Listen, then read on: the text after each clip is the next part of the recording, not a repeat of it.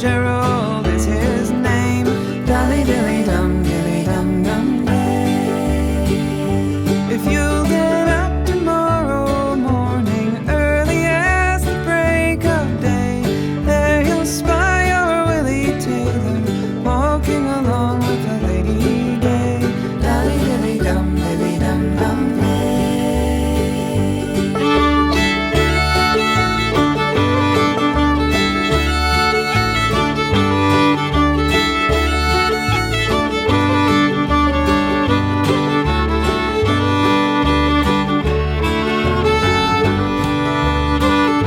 So she got up the very next morning, early as the break of day, and there she spied her Willie Taylor walking along with a lady gay. Dolly dilly dum dilly dum dum day. So she pulled out. You are listening to WOOP-LP, Cleveland, Tennessee. WOOP FM is a broadcasting service of the Traditional Music Resource Center, and we play America's original music. Where'd the old town go? They moved it all north of here in the shopping mall. Ooh, where'd the old town go? Did my hometown get old? Or just me? Did all my friends get old? Or just me? Are they all gonna have to be told? Or just me? Good morning and welcome to Old Town Cleveland here on WOOP FM 99.9, or you can go to the internet at www.woopfm.com. You can call us here at 614-5553. I'd like to thank John Cook, who wrote the original song for Old Town Cleveland, wrote it about his brother a few years ago. So, and you happen to be on that. Yeah, I sing a little backup, play the bass there. And Deb, tell us about our today's program. Before I go, Memorial Day services are this coming Monday at 10:30.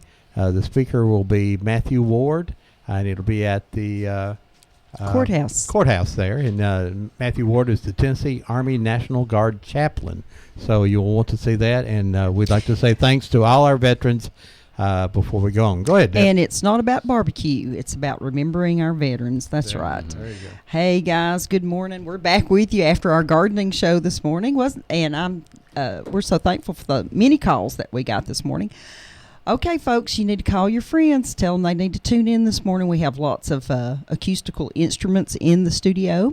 We have the writer and a couple of the cast members from the Circuit Rider's Wife. And we're going to be talking about circuit riding preachers, shape note singing, play a few songs, talk about the musical that's coming up, just a little bit of everything. Well, and something probably today we won't be telling lies since we're talking about preachers and things. And, I don't know. We might talk about some of those preachers in your family, Ron. Yeah, but we have. Well, now I had Methodist preachers, and then I had moonshiners, and I had some who were both. Well, you got to balance it out. You covered it all. Yes, we really did. We have.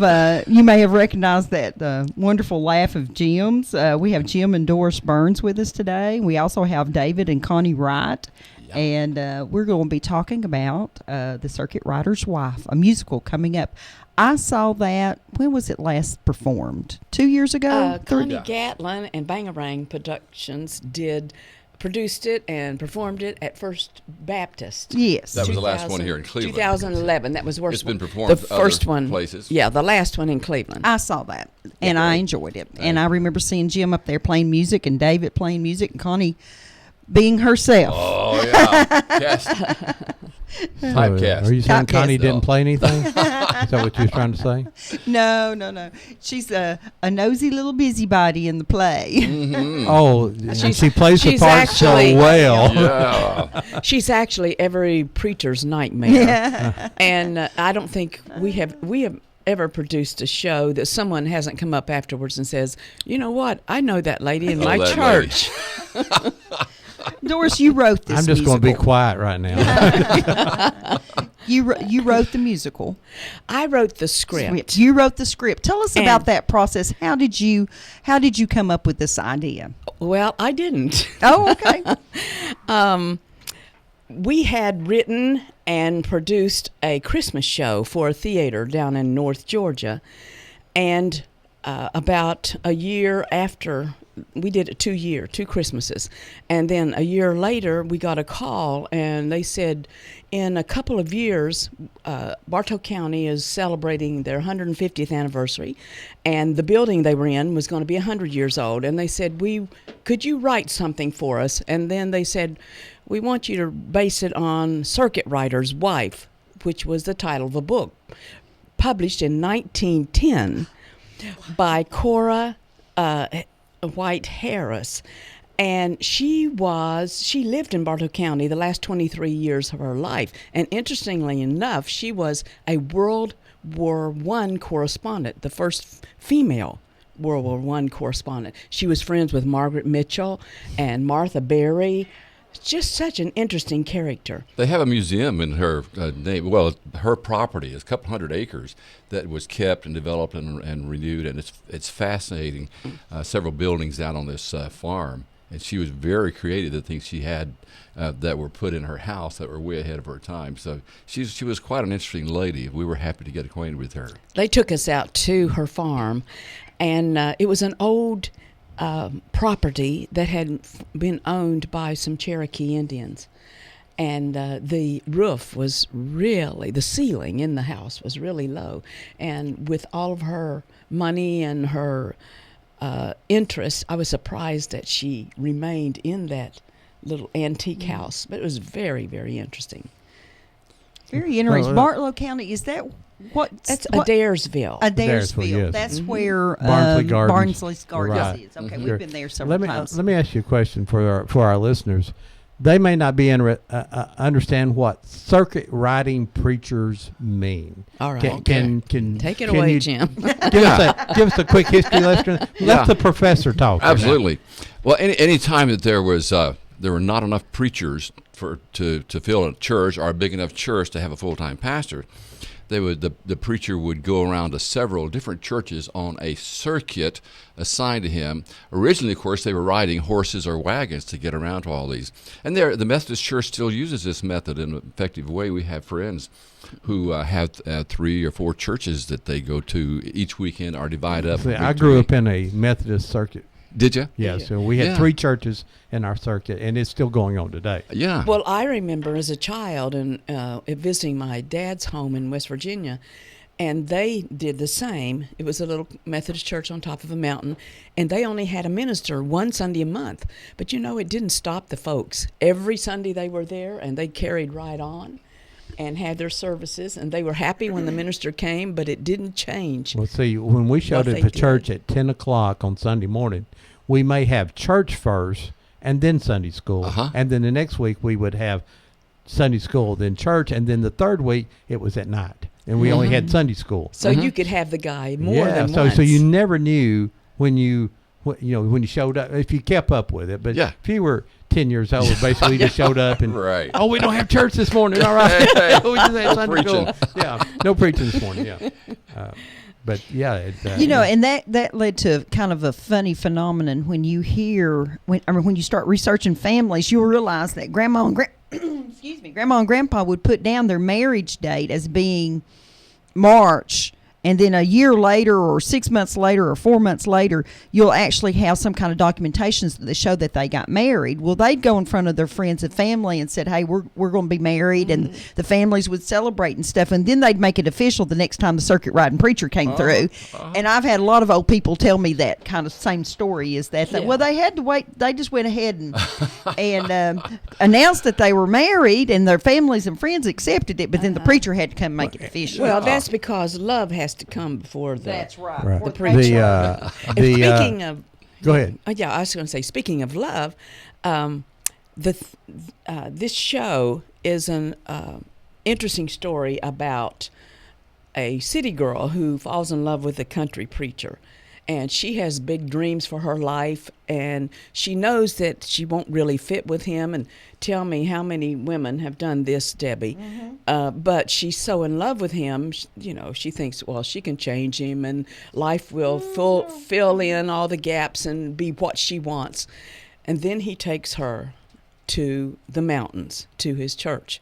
And that's where the conflict and the fun begins, not only between her and him, but between her and some of the community people like Sister Meadows that you're going to meet in a few minutes. And then the country community and the church people, they have problems within themselves too that come out and have to be resolved. So it's a fun story. We had fun writing it, but it wasn't real easy because the book is not a novel. The book is just a description. Jim, tell them about that. The movie they made back in the 50s. The Highest Mountain. Y'all would Climb. remember that. Climb the Highest Mountain. With Rory Calhoun and great actors and actresses. Susan but it Hayward. was but they took a different slant and made a different story out of it, using some of the same characters, and that's what Doris did. She used these characters they were vignettes and really good descriptions and studies personality and psychology in it, but then it didn't flow necessarily from chapter to chapter. So Doris.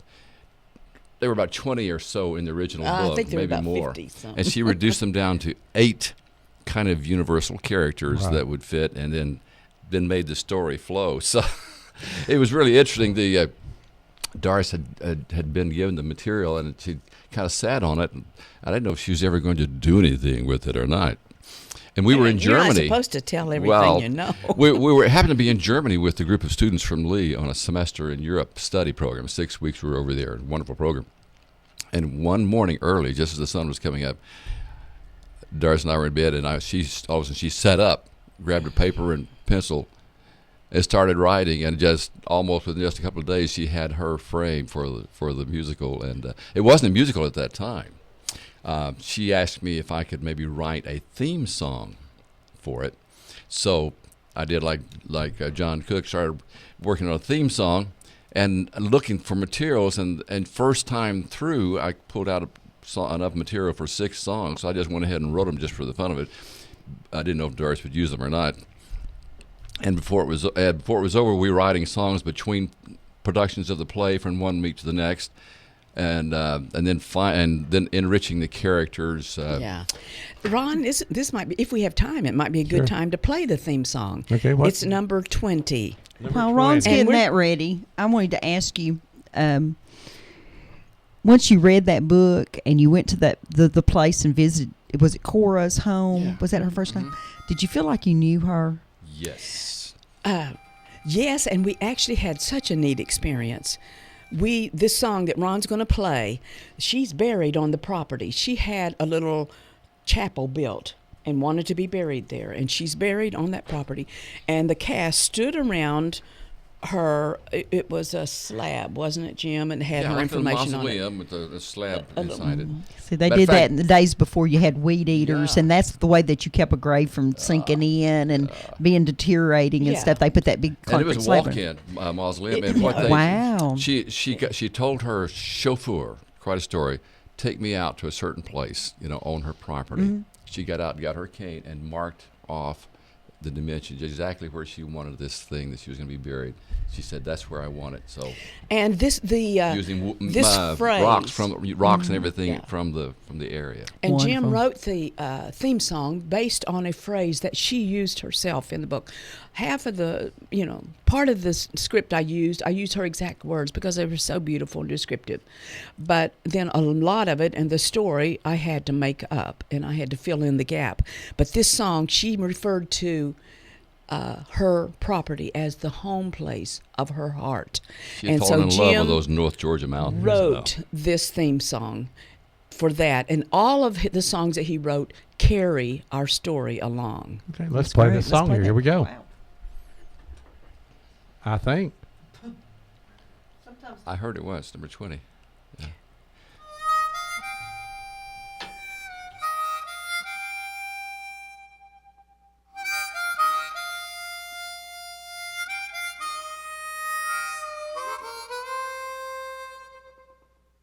In my mind, I'm heading home to the Red Wine Circuit Church. It's been calling me to come throughout the years. Though religion there was hard, we could hear the voice of God. It's the home place of my heart, and I'll always hold it dear. Every heart must have a home it can find when feeling low, where the memories of the good times cheer the soul. It can be a place or time that brings healing to the mind. It's the home place of the heart.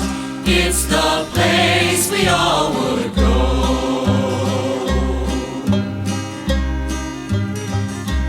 When the Sabbath came around, there was one place to be found where the singing seemed to open heaven's door.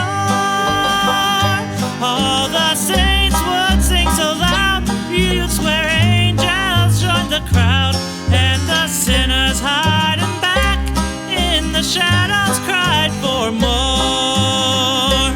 Every heart must have a home it can find when feeling low, where the memories of the good times cheer the soul.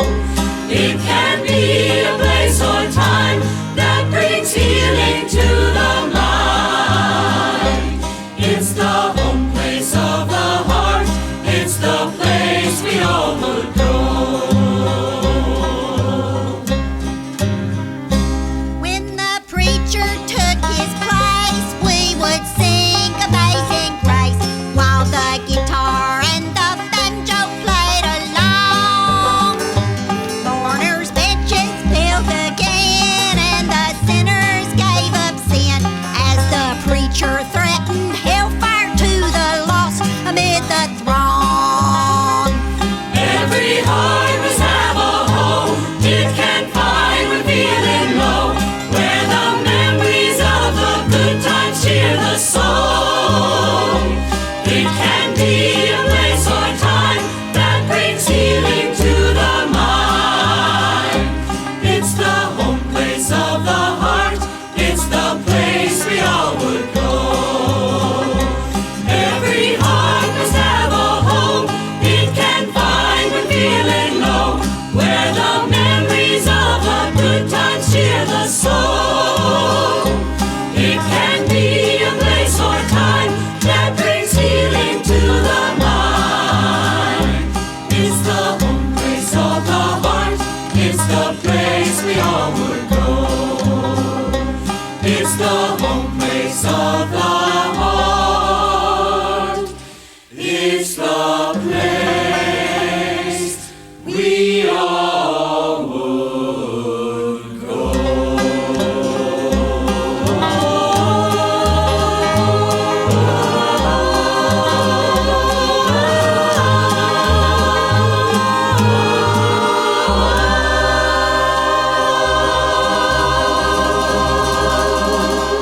Okay, Jim, how many instruments are you playing on that track?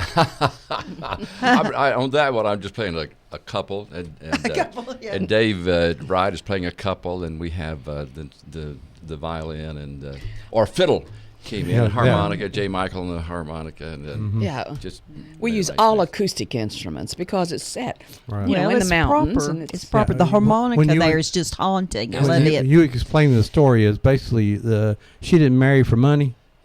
right. I don't think so. No, this was pure love. This Pure time. love. Not And enough. actually, Cora Harris, they you know, accused is not the word, but I can't think of another word that I Okay. want to use of her of being just writing an autobiography, because her husband was a minister and Circuit minister. a circuit minister.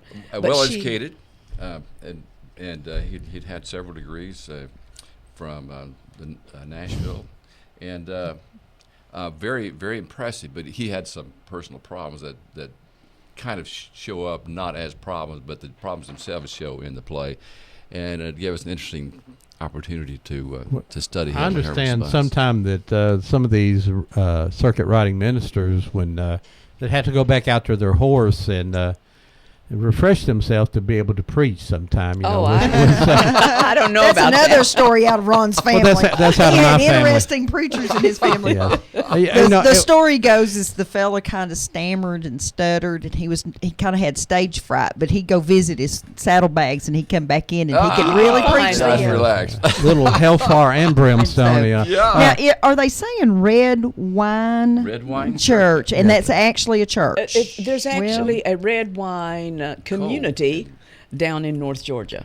We didn't know that. North Georgia, Fit Bartlow County. It's or- close to Dalton. And, Yeah. Called Red even though Wine she lived in- Cove, actually. Red which- Wine Cove. It fits Now- in the song good, don't it? Red It Wine does. Church. That's wonderful. You know, these circuit riding preachers, they didn't ride. Not like today when, our preacher gets in the car and drives down to the next church. He can get to two churches quick, but they could do one church a month and they would have to start a day out, because this wasn't just right down the road. This would maybe the next 2 or 3 Their counties diaries are fascinating Yes. because they will keep track of.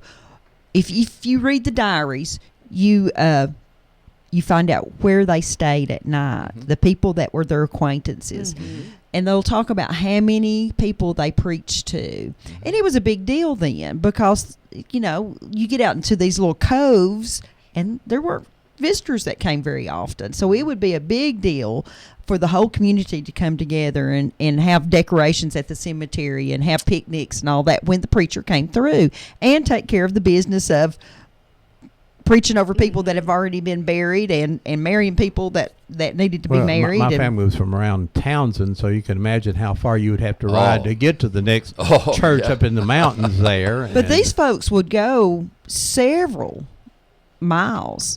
You're talking 30 and 40 miles doing a big loop and coming back and hitting all the churches. And so it was just really Sometimes an they actually- interesting character. they would And they camp brought the out, too. news. Mhm. They brought the news with them of the outside world.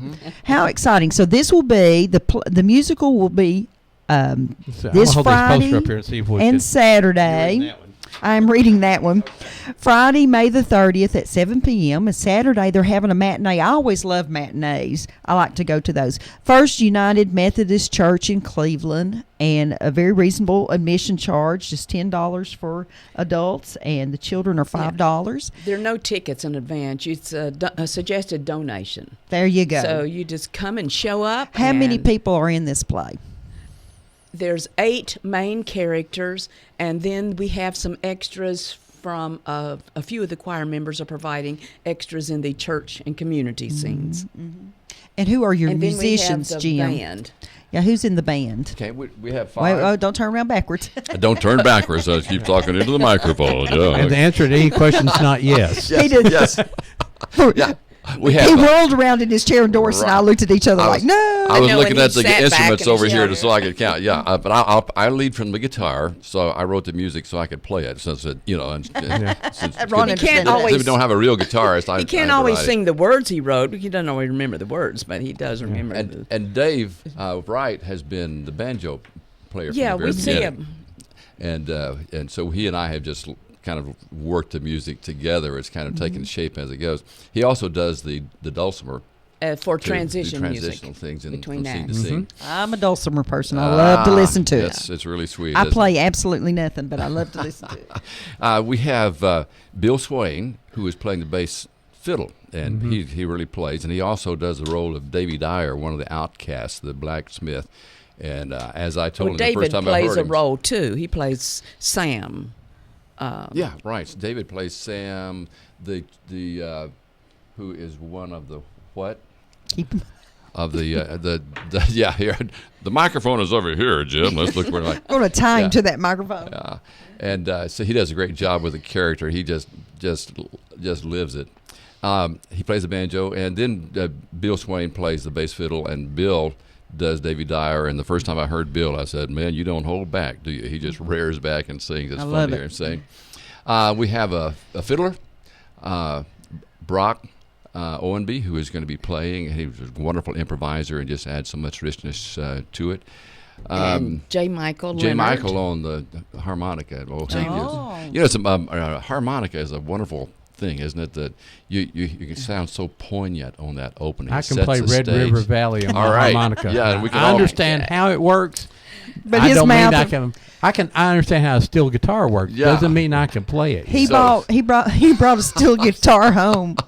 Well, I And I'm see still that laughing. several of our characters have joined us. We're going to have some live Live music here Yeah, we and love that. tell you about some of these characters in a few minutes here too. Well, it's really an exciting thing for Cleveland to have this going on here, and I hope that you have massive crowds. And I like I say, I saw the production a few years ago and really, really enjoyed it. And Costuming was great too. I like it when people do things like this here in our community. We've got to do more than just sports, and I'm a huge sports fan, so don't let me knock that out. But just all this other stuff that we need to do here, and you know, I hope our big crowds come out to support it. That's the key thing. Talk about shape note singing, and you know that's the thing that everyone hears. But tell us exactly what that means. And Yeah. Well, there's a shape notes singing in the play, and it just because it was so, you know, we're doing like the setting there of the church, and that was a natural part of the thing they would do. You know, that once a year they'd have a singing school. They didn't have time to they couldn't go to regular classes and learn the lines and spaces and everything.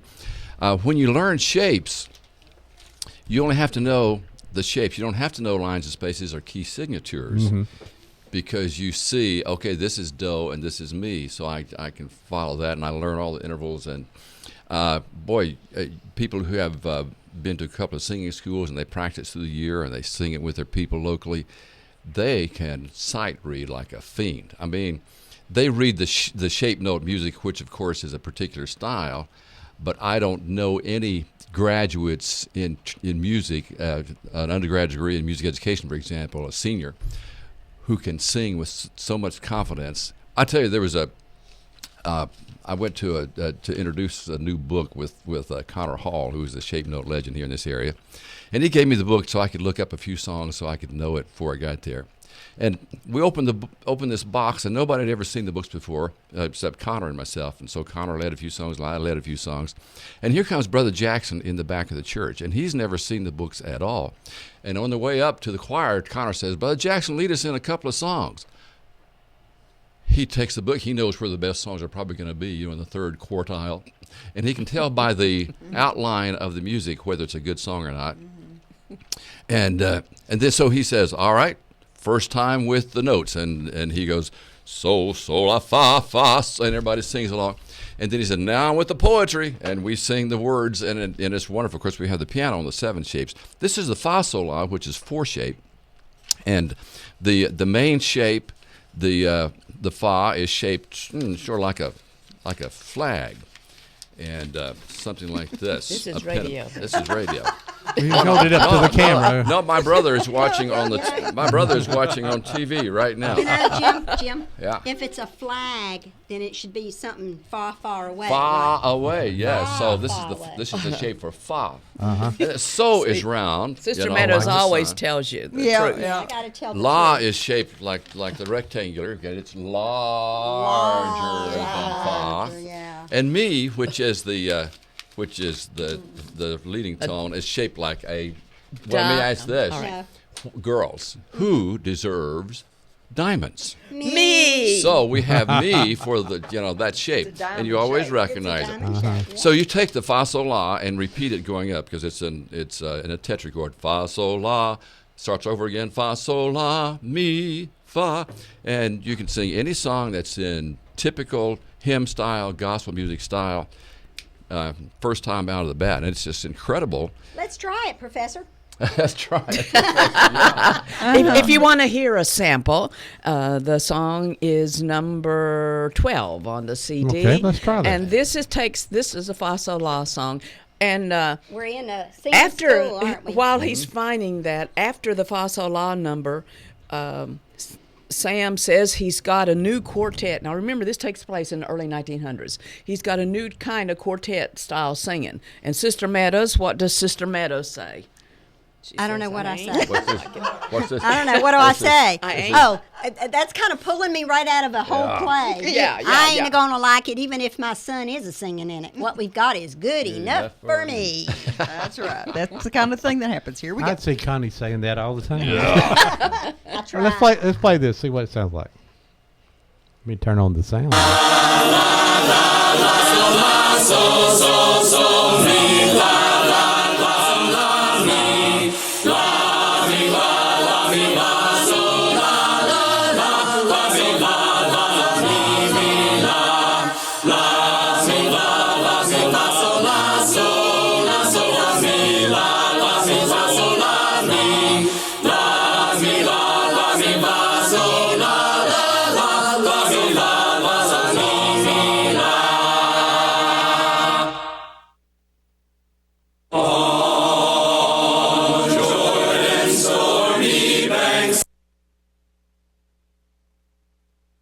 Yes. Okay.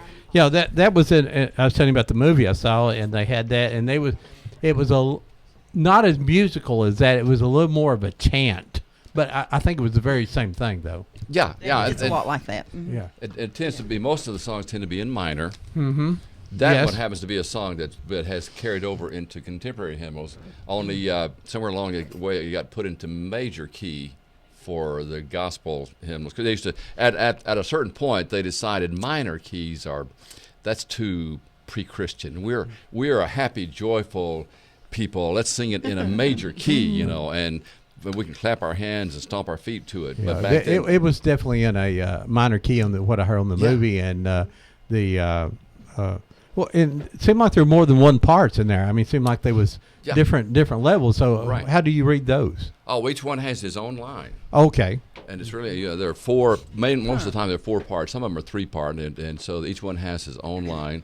And interestingly enough, the melody is always the 3rd line down, which was a tradition that began during the Renaissance, in the I'm 14 and glad you told me that. I 1500s. never knew that. No Yeah. wonder I can't sing that song. Yeah. I've been trying to find a melody on the we top lines. We have to be careful asking Jim too many educational Yes, he things does. because he's used to giving 55 minutes. Yeah. Well, I've got I'm sitting here 50 thinking, left. okay, where can Ron go take this class? Yeah. Because he would love it. Oh, my word. Oh, Yeah, Jim- they actually have Jim singing would love schools. to talk to him on But- the side there. But for one thing, there is a singing every Saturday over in Ottawa, which I think is the closest with the 4-shape singing. Chattanooga has one.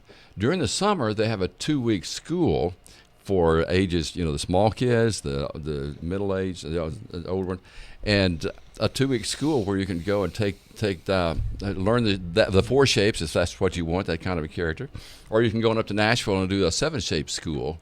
And it just goes right on. There are hundreds of thousands. Ron's of just people. very curious about this kind of thing, and he would really enjoy just- being yes. orientated on Yeah. it. Well, I wanted to tell you who this young man Get closer I to the snuck mic. in. Get closer to the mic if you're going to tell us. I snuck in, and I'm Connie Wright. I play Sister Meadows in the play, and it's every pastor's nightmare. And Yeah, there we are talked some- about you, and we There are some yeah. pastors who really feel that. Yeah, we way went to about church me. with you. We knew who you were. And so, Ron, you think I was typecast? Is that correct? Yes, that's what it was.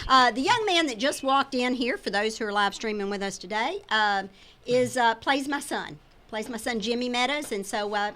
Debbie, I thought you might want to talk a little bit to Adam Foster and get Adam's perspective on this, because he's brand new to the play, and some of us have been doing it a long time. So, Well, I asked a question. Did you know what a circuit riding preacher was before you started this?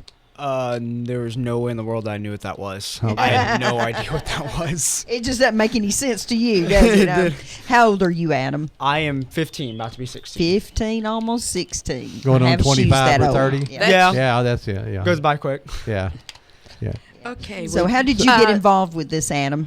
Well, actually, it was a good friend of ours. Her name's Karen Dale, Mhm. and she actually told me about this and said that she could get me a possible audition with them, and it was an audition, and I didn't expect to get it, but I actually got it, and ever since then, I'm really glad I had that Good opportunity. experience for you, I'm sure. Oh, yes, very big. Excellent. Yeah, So I'd what- like for I don't know that I've ever asked you this, Adam, but Adam's thinking, oh no. this could be dangerous. But how do you see your character, Jimmy Meadows? Now he is the son of the lady in the church who's abrasive. So The Connie character. yeah, the Connie character. Well, Miss Connie actually asked me this question at the beginning of our rehearsals, and she's asked me to really get into my character and see what I felt about it.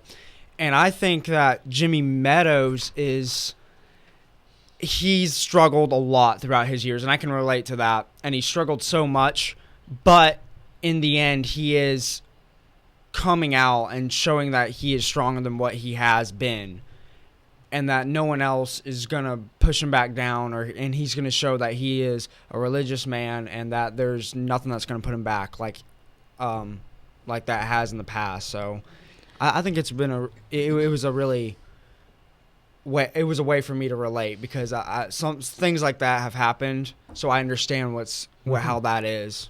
Good. Well, it wouldn't be easy to have a mother like Sister Mary. No, that's different. No, my mom. And so you see Jimmy progress in the play, and you see him getting stronger and more confidence in himself. And Jim wrote a wonderful song for Jimmy to sing called "The Sound of Grace," which he sings in one of the church scenes. And right before he sings it, Davy Dyer, the outcast, there's two outcasts, Davy Dyer, and he has problems with alcohol and problems with some of the church people because of secrets that will come to light in the show. And when Jimmy stands up to testify in one of the services, and he talks about how God had forgiven him, Davy challenges Jimmy, and he says, "Oh, just wait till the corn comes in again, and he's going to be, he'll be backslid." And so Jimmy sings this wonderful song, and we're actually going to sing it at First United Methodist Church this Sunday, and they're going to let us do that, and so he'll get the first verse. Do the first verse. We don't have the backup to do. Okay. All right, first verse. Let's see what I got. It's a cappella. Yes, it's very a cappella. Jesus' grace is so amazing, for he turned my life around, healed my blinded eyes, my deaf ears. How I love that joyful sound. Yeah. Okay. Wow, You bet. very good. And I think Jimmy brings just the right mixture of, I think Adam brings to this right mixture of naivety and kind of the country spirit that he gets into with this, and as a good old free living country boy, and you see him make the transition to where he becomes a young man who is stable enough he wants to marry, and falls in love, and eventually has to confront his mother and go against her wishes to marry that girl. How many of you have done that? Yeah. I think And God Jim, has done were that. you testifying right at that moment? And we have another thing. I know that you didn't have braces back in the early 1900s, so the audience has to just use their Imagination. Well, that's Now, okay. kind of disregard that. Was it, you said 1925, or what time is this set in? We haven't set any certain year. Okay. 1900. But religion in the mountains up until World War II, it didn't change very much. Not much at all, no. Yeah. Radio did start changing things a little bit. Of course, you didn't get to Grand Ole Opry till Tuesday Right. when you lived way up in the mountains. That's so. what Ron always said Uh-huh. about me. Yeah.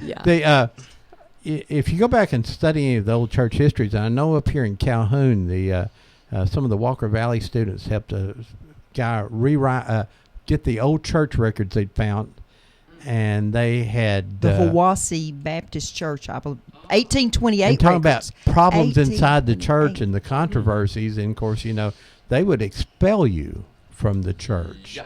You Well, know, that's why there are a lot of secrets. yes. For lusting in your mind, So, and I'm you know, thinking, So people don't realize that in today's church, we may still have some politics goes on in churches. I don't know about that. I try to stay away from that kind of stuff. But back then, if you'd had been taking a drink of corn, as you said, when the corn come back in, I sort of took that as a hint. Somebody's going to make a little shine back in the holler there. Not in the hollow, it's in the holler if you're making shine. yeah. But they would completely throw you out, or if you had some kind of extramarital affair, or if you even looked down the wrong way, sometimes they'd throw you out of the church. Unless you were willing to come up and stand in front and give your full confession. Some of them, when they were a little more tolerant. Get a little closer there. If you gave a full confession before the church, then they would let you give you another try. But that was a tough time. Religion, as a little song says, and this is a quote from Corey Harris, religion there was hard. And yeah. But we could hear Did you the notice voice he's of on God. his knees? I want Dave Wright to come over here and sit here because I want him to share something. He doesn't know that I was going to ask him to do this. He's looking like, okay, Doris.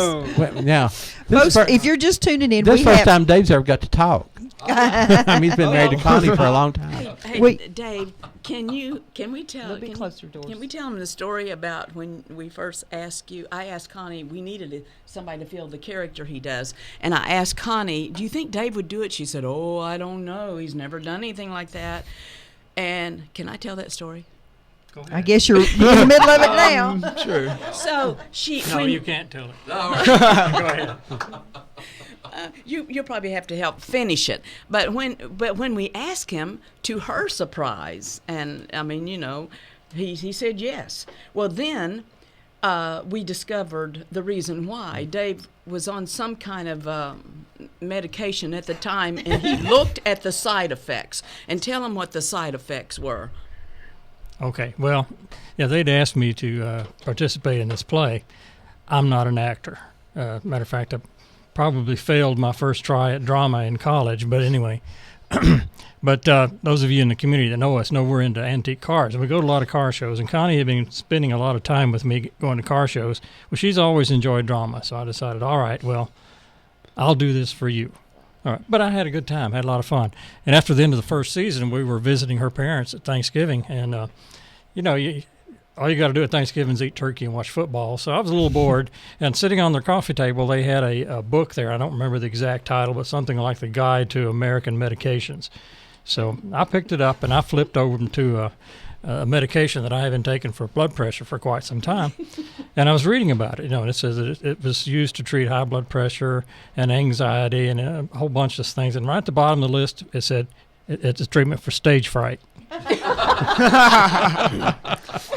So to get me into this play, Connie had to drug me. So And drug. and she dragged me too. I guess you guys know the difference between a violin and a fiddle.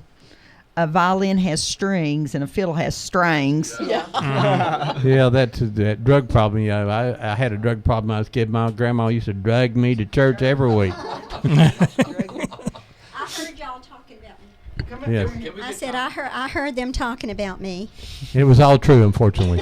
Well, actually, it was. That is what happened. It really is. But he didn't. He politely and gracefully didn't tell you the rest of the story, which I will. We had. No, this is bad on me, not on him. We had done the play for about 3 weeks in Adairsville, Georgia, the first year that we did it. And so one evening we were driving home, like, I don't know, Doris, what time is that? 12 o'clock, 1 o'clock, 2 o'clock rock at night, driving back from there. And it kind of came up, the comment was, David, you got in this play to, because Connie had, followed you around for all these years with antique cars. And I said to David, well, what could I do? How we worded this, David? Thank you for doing that. And I said, oh, shoot, I can't remember it now. I'm talking about cleaning the house part. Never mind. I have no idea what Oh, you're good. No idea. Well, y'all don't need to know it then because we Is that both diplomatic? forgotten it, so my house can stay messy for the rest of my life because he does not remember this story. So So- never mind. That's one of those. What- Forget what, the uh, punchline. And what drug are you on? Actually, I'm excited. They make this great memory drug now, Actually, you know. For actually, Debbie, you'll realize this. I have a 9-month-old grandson out here in the lobby right now, waiting for his mom and dad to come pick him up. They're a little bit running late, so I'm actually the drug I'm on is between paying attention to the grandchild. When I remember it, I'll come back and tell you the rest of the story. I think that blood pressure medicine requests will probably go way up with all these people who now have stage fright. Yeah, we've been, Can we do Connie's number live? yeah, sure. if you'll allow me to read my words. Oh, sure. All right, all Go right. right ahead. Thank you. Let me go get my hat. I'll be right back. Don't forget here, while we get a little break here, Memorial Day celebration is this coming Monday at 10:30. The speaker will be Matthew Ward, who is the Tennessee Army National Guard chaplain. This will be up on the courthouse square there, starting at 10:30. You may want to get there at 10, get a good seat. Usually some kind of... And Main Street Cleveland's car show, our wonderful, wonderful car show, probably one of the biggest ones for 100 miles, will be this afternoon, Right. downtown Cleveland. Go stroll around and talk to your friends. They're all, they've picked the banjo up, Ron. We're going the to sing. banter, okay. buddy, Well, I gotta get a place where the radio can see me. you don't have to sit down. You can just raise your mic up. So you, Oh, just well, raise- whatever- I just need to whatever you raise wanna do. up. Sure. Yeah. Tell them about your song. What's going on here? Well, Sister Meadows in this particular part, she's just gone out and she's found the preacher out in the mountains. She's upset that he's not in the church where he's supposed to be. And she's got a little complaining she wants to do to him about one of the church members named Paisley Connor. Yeah. So what she says is, Yeah. Okay. Let me say this because you'll enjoy hearing this, Ron. The banjo and the fiddle will be playing. She'll be coming around the mountain with almost. oh, I didn't want note you for telling note. them that. I wanted them to figure that out. But what she does is in a rap style over the top of that. So we had a lot of fun with it. I put too many words in it, but I didn't. That's why it become a rap, Yeah. right? It wasn't a rap until you've got too many words, That's right? right. He put too many words in it, that's for sure. So here's Sister Meadows. She starts off with her line, I ain't satisfied with the church's stance towards Paisley Connor. What she done, it ain't never been truly resolved. Why, 'tain't orthodox, preacher, no. 'Tain't orthodox, preacher Thompson. It's a scandal and a shame what she's doing in God's name. It's blasphemous, Preacher Thompson. It ain't nothing but heretical, and though I'm sympathetical, it's time you's more prophetical. Preacher Thompson. She keeps coming to the church which tempts her men, and she claims she's been forgiven of her sin. But she never made confession in the church's public session, not that nobody don't know what she had been. And she says she's not too comfortable a saint. When we tell her join the church, she says she ain't. She won't exercise her piety within the church society. There's something about this mess that leaves a taint. Taint orthodox, Preacher Thompson.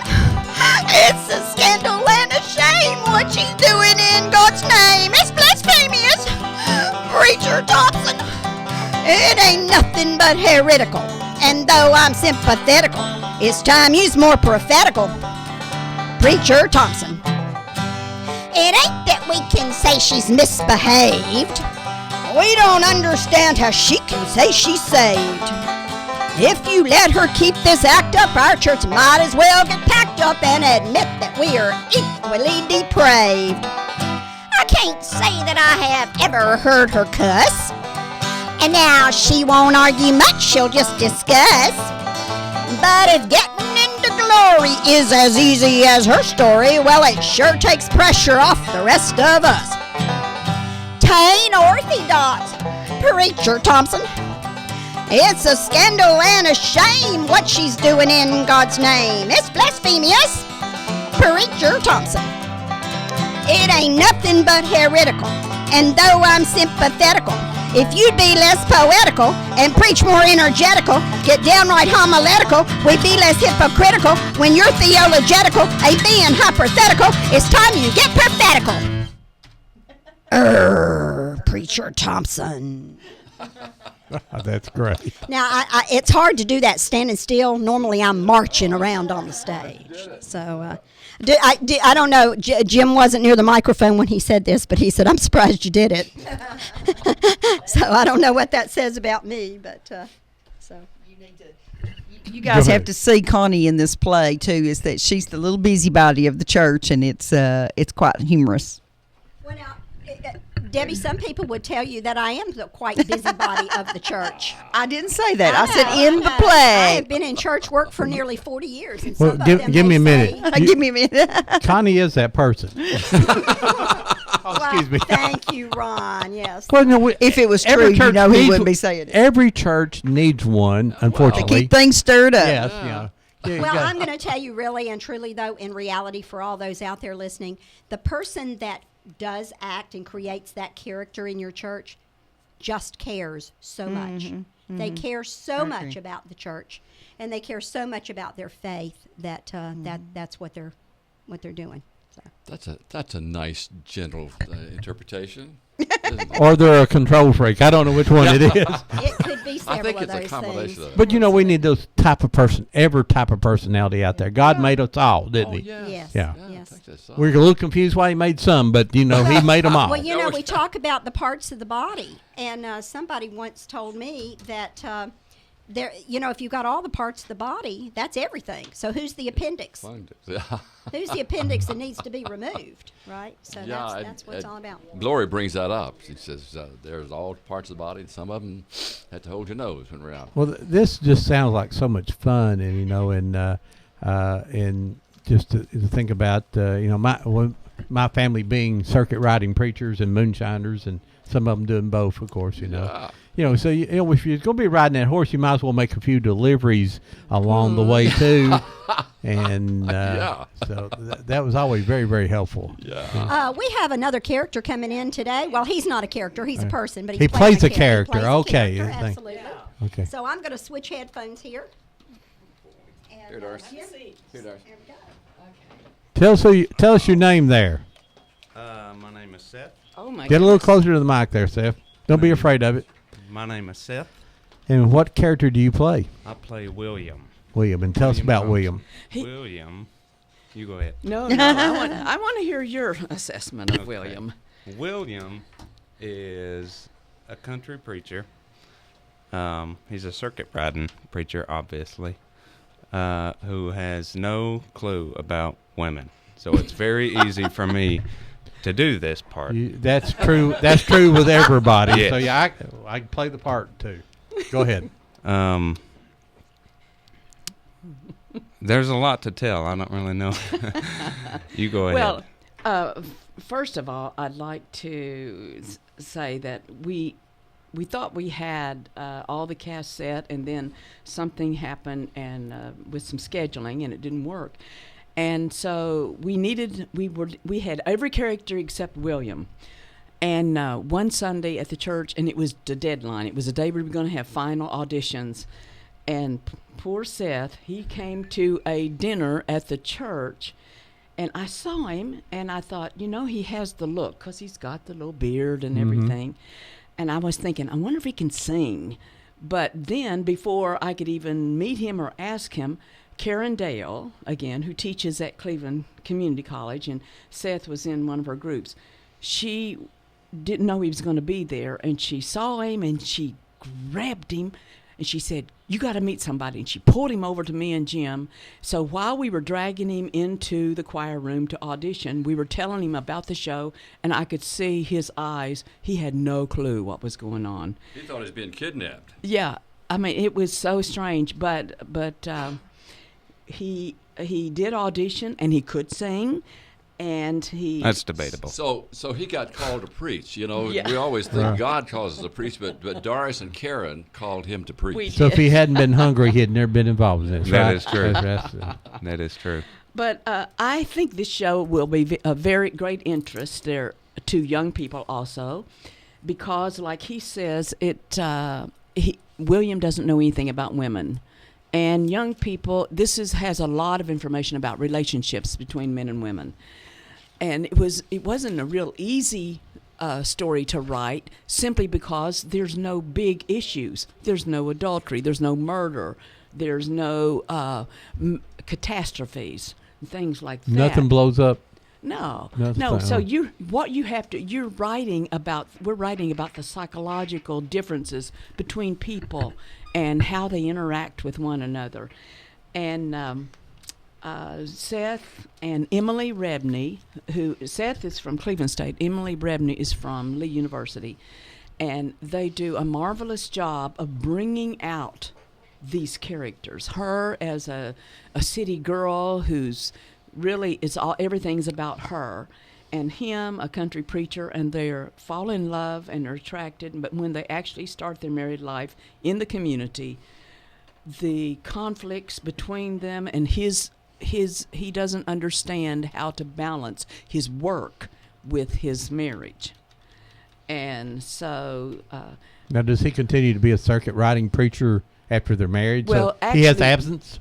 All of the he's called a circuit riding preacher, but all of the action takes place in this one community. Okay. So you really don't know about his other appointments. Or his other wives in other communities. No, that, Just leave no, that. this in this story. Okay, no, that's a different Save that movie for later. altogether, isn't it? Okay. We got a new play. Yeah, Yeah. new play. Right, part 2. But The continuing saga. Seth, we went through. I'm going to get back to Seth, and he's going to sing a song for us. Good. But this is going to lead up to it. We had opportunity to go through 2 festivals. We were invited to be, first of all, and right after we started developing it, and we were invited to be part of the American College Theater Region 4 Festival. It was in Wow. Savannah, Georgia that year. Mm-hmm. And because we were one of 3 new shows chosen to go, Lee University sponsored our trip because at that time half of our cast was from Lee. This was out of 1,500 schools, by the way. And we 1,500 schools. Wow. And it was a heady experience because the folks who critiqued us were from New York, from Broadway. Mm-hmm. And the man who wrote You're in Town, Thoroughly Modern Millie, those people who are really involved in high Broadway, they were there to critique us. And so we only were able to do like 20 minutes of the show, and it was totally unfinished. We didn't know it was unfinished. Mm-hmm. And but that encouraged us. What they told us encouraged us enough to keep working at it. And it took about 5 years to finish it. And then the last festival we were in, and this is where Seth's song comes in, was we were chosen one of 6 out of over 100 entries for the Appalachian Festival of Plays and Playwrights at Barter Theater in 2007. And out of that, the critique was, we don't know enough about William. Mary has a song that explains who she is, and the dialogue explains a lot for other people. And Sister Meadows, you can tell by that song she sang, it pretty well explains her attitude. Mm-hmm. And so Jim wrote this wonderful song called Why Can't I Please This Woman? And I want you to know he did not write it out of experience. Actually, Why are you looking the other way, Jim? actually, it was a very therapeutic experience. Doris would write a message to me in the dialogue, and I would write it back to her in the music. And we survived it, though. Now, this song, because of who we have here. I need to take a break here real quick. I've got top of the hour, and Come right hold back that thought with and be ready. your song. Yeah, and so we'll be We'll right be back here. in about 5 minutes. You are listening to WOOP-LP, Cleveland, Tennessee. Whoop FM is a broadcasting service of the Traditional Music Resource Center, and we play America's original music. You need money overnight? Check into cash. Your time is tight. .com. Bank account's too low? Check into cash. So where do you go? .com. Do it online in a record time. It's the easy way to get money next day. Do a quick click from home at checkintocash.com. Just stay in the house, check into cash, and grab your mouse.com. Get your money online, check into cash, right on time.com. You can be sure it's secure from our bank straight to yours. Do a quick click from home at checkintocash.com. No time to get away, check into cash. You gotta stay home.com. Hey, that's okay, check into cash. You can do it alone.com. Any old time, do it online. Just stay in the house and grab your mouse. Do a quick click from home. Get your money overnight at the right website. Do a quick click from home. Go to checkintocash.com. Wheeler Technologies has moved. Visit them at their new location at 490 Grove Avenue Southwest next to Bradley Rentals. Same great folks, same great service with a better location to serve you. Call Wheeler Technologies for voice, data, and security needs at 664-TECH. That's 664-8324. And remember, depend on Wheeler Technologies for the current time and temperature every day at 476-1111. Tennessee Alarm Contractor C1750. In the nation, we're behind you 100%. Add brand new belongings from Nationwide Insurance, and we'll replace stolen or destroyed items with brand new versions. Call Eric Neff, Nationwide Insurance, Brian Norton Agency, downtown Cleveland, 599-1026. Nationwide is on your side. Optional feature exclusions and limits apply. Damaged items may be repaired. Consult policy language for specifics. Nationwide Mutual Insurance Company and Affiliates, Columbus, Ohio.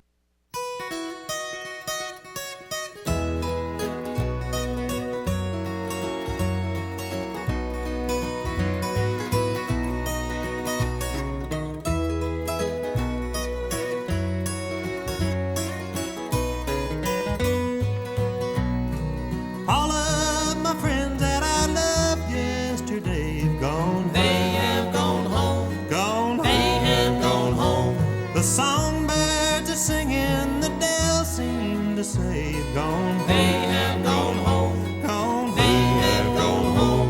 They've joined the heavenly fold. They're walking the streets of pure gold.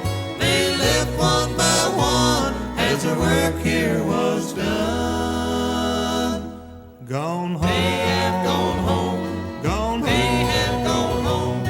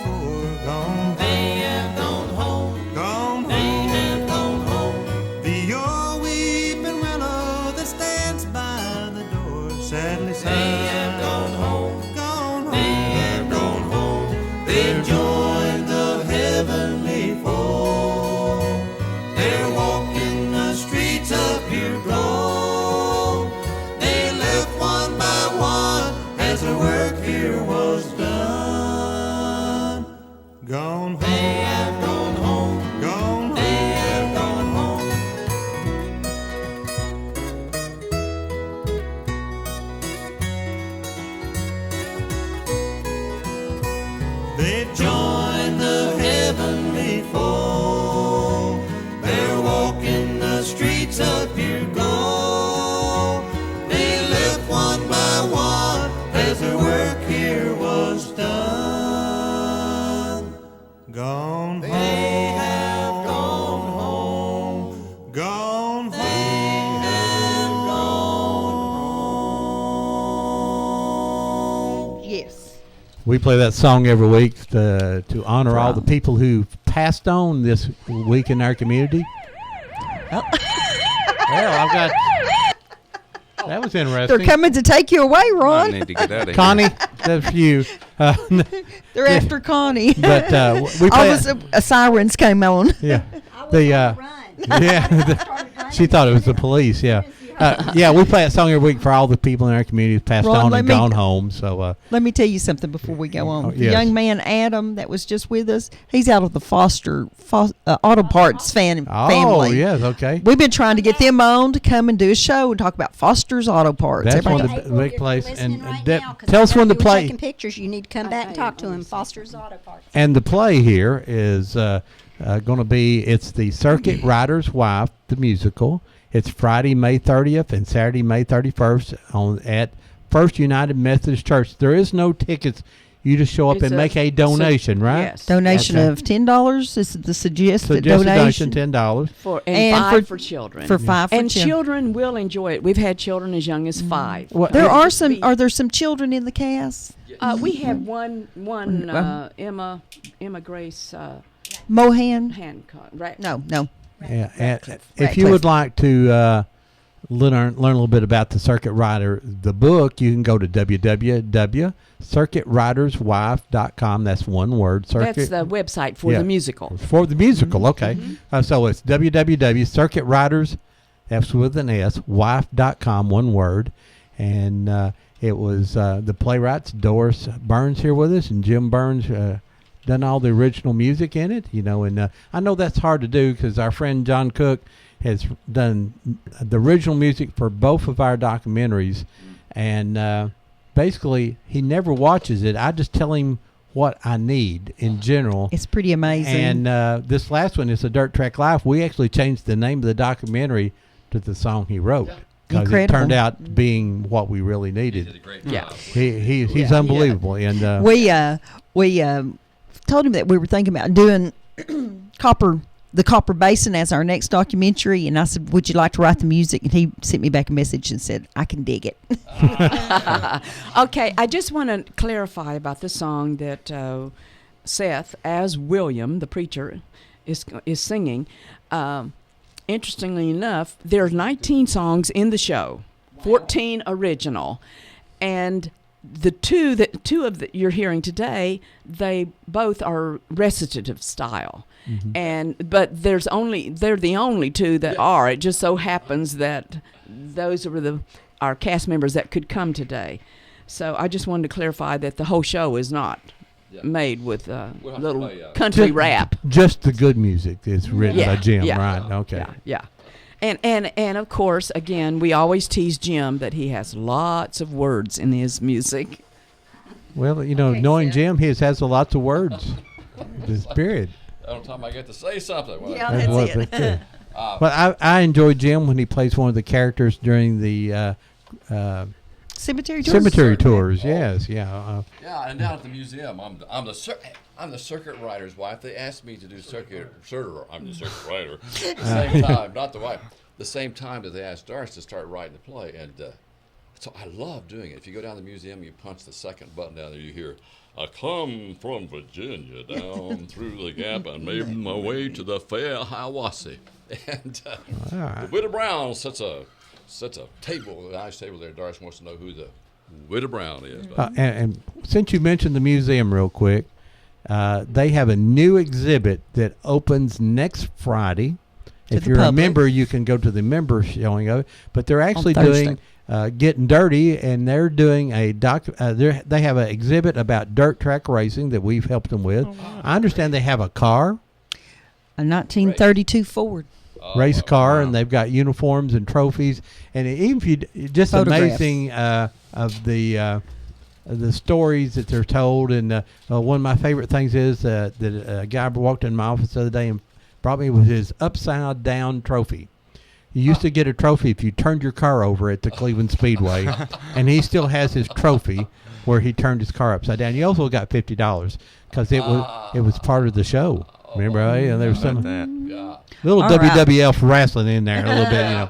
Let's go with. Go ahead there. Okay, now John's going to be jealous because John Cook, because I get to play the guitar like I used to play when I was a teenager. A little rock, a little blues, and that really fits Seth because he loves the blues. So let me see what I can do. 1, 2, 3.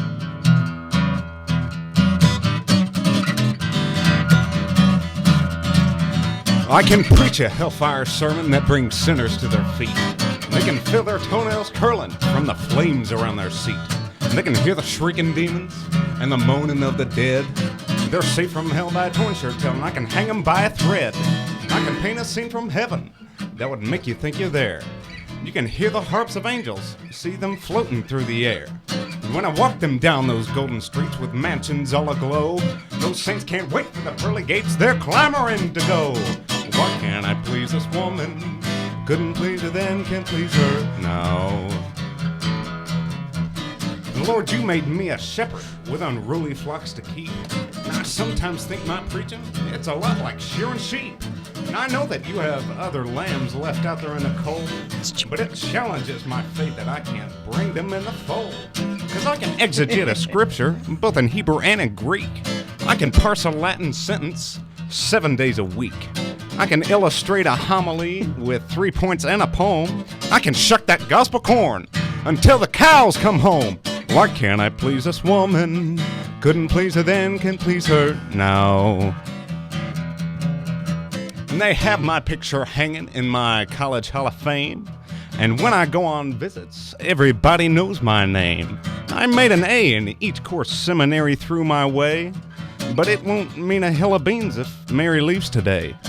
And when it comes to romance, I'm a novice through and through. I know I'm failing Mary. I feel I'm failing you. But I only have one question. Can I put it to you, sir? This problem with our marriage, is it me or is it her? Why can't I please this woman? Couldn't please her then, can please her now. Why can't I please this woman? Oh Lord, you've got to show me how. Why can't I please this woman? Oh Lord, you've got to show me how.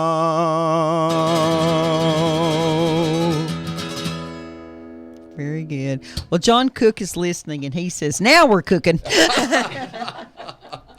You know, when you said, is it me or is it her? You know, when the congregation takes a vote, how does that come out? Oh, that is a great question. Is that sort of like a Democrat-Republican vote? All the Democrats voted one way and Republican, you know, the men and the women. That's a great song. I guess that does let the viewers or the people watching the play know who William is in the play then. Yeah. It kind of spells it all out. That was great. Love What's that. going to be interesting is after we do the production here in Cleveland, the following week we're going to Lake Junaluska, North Carolina, and perform it in front with the Holston Methodist Annual Conference. So we're going to have ministers that represent over 900 churches from that conference, and it's going to be interesting to see their response to this show because they will totally understand every line, I think. They'll take it to heart. You know, that's great. That's great. So how many people, when you perform it there, how many people do you think will be they watching? Say that the auditorium is called the George R. Stewart Auditorium, you know, and he was from Cleveland. Yes.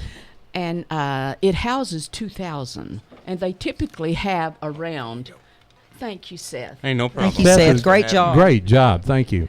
Yeah, come out and hear the whole show and see why he says that William knows nothing about women. You'll want to find out. Now you have sang live on the radio. You can give autographs. But they typically have around 1,600. But you know, the word is starting to get out that they're going to have a Christian exciting. Broadway style show. So I hope that the auditorium will just fill up. And let's hope next Friday and Saturday here in Cleveland that you have a full chapel there. Friday, May 30th at 7 p.m. and then Saturday, May 31st at 2 p.m. is a matinee. It's at the First United Methodist Church. It's The Circuit Rider's Wife, the musical. Playwright Doris Burns and music by Jim Burns, local people. And before we get going just a little bit more there, I'd like for you to back up and real quickly tell us, Jim, real quickly. No, how did you get to Cleveland and sort of what you've done here in Cleveland? I know, but for the people who don't know who Yeah. Jim and the three people who don't know who Jim and Doris Burns are in Cleveland, tell us who you are and how you got to Cleveland and what you've done when you've been here. Doris grew up. I was here first, so. Oh, you grew up here. I didn't realize Yes, that. Doris. my You're father Denison. came to teach science and math at Lee College then, when I was 12 years old. Okay. So I've been here basically all my life, and I'm not telling you how many years because now you'll figure it out. 22. And I thought, 22 honestly, years. I thought I would grow up. I thought I would grow up and marry someone and move somewhere exotic. And I'm still here. Yeah. And actually, Jim's from Texas, so he can tell you how he got here. But Doris she's done everything, which really adds to her writing and our creative work together. She's been everything from teacher, librarian, real estate person, whatever else. Yeah. Travel agency, just all kinds of things. So she brings all this experience. It's easy for her to fit this into the characters that she writes about. That's right. I grew up in Texas, so she thought I was going to take her out to Texas, and be a cowgirl or something. And I worked on a pony farm before I came and helped train ponies for show, and just had a great life growing up. Worked on the farm, did everything, built fences, whatever. But I wanted to come to study music. My brothers and I, we did all kinds of music from the time that I was. When we were 3, 4, and 5, when I was 3 years old, my mom taught us how to sing 3-part harmony. So we'd go to church, she'd prop us up on the altar, and she'd play the piano, and we would sing 3-part harmony. And even though we moved around a lot, wherever we went, we'd find a little church, country church, and we'd go in, and they'd say, "Well, do you all sing?" And of course, Mom said, "Yeah, we sang." And so they'd put us up on the altar and sing again. And by the time my brother was 5, my oldest brother, he started playing the guitar for us as well. And so we just music was always a part of our lives. But as a reason, now here's the funny thing. I'm sort of embarrassed to tell this. I hope none of my classical musician friends are listening. With all the music that we did, we had a gospel quartet that sang all over the place. We had Friday nights, we sang rock and roll. When you say we, you're not My saying. brothers and I and some couple of guys who helped us. We sang rock and roll at the teen clubs and the military clubs. Saturday night, we did country music at the old barn dance. And Sunday morning, we'd get in early and get all the instruments sanctified before church started so we could sing. Yes, repent on Sunday morning. On Sunday morning, so we could do it all over again. But interestingly enough, we had a lot of fun, a lot of great music. The people that we knew who played by music, had been trained, weren't musical. They played just by the notes. They couldn't transpose, couldn't improvise, and it was very square. And I thought, man, I don't want to be like that. So I deliberately, shamefully avoided learning to read music until I finally said, okay, maybe I'm old enough that it won't affect me. I want to study music.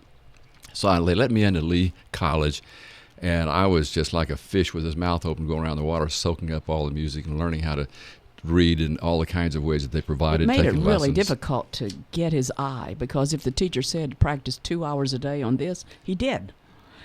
And he would be hidden away in a practice room, and us girls would be out there waiting for him to come out so we could just accidentally bump into him. The Lord protected me from such diversions, and I got to go on. I worked on while I was still a student. I got to direct music at North Cleveland Church of God. I don't recommend putting 21-year-olds over North Cleveland Church of God or any other church to direct music, but because it's a challenge, because especially those sister meditors out in the audience, they're always going to be there. But it was great. I wouldn't have traded it. I have to tell you about one Sister Meadows that was in the audience. She actually came up to him and she said, "I've never liked any music director we've had except so-and-so." Roosevelt Miller, you might remember Roosevelt Miller. I know Roosevelt. Everybody liked I wasn't Roosevelt. gonna name names. Yeah. But then a year later, she said, I like you about as well as I do him. And then before I left, another year later, she says, "Well, I might like you a little better."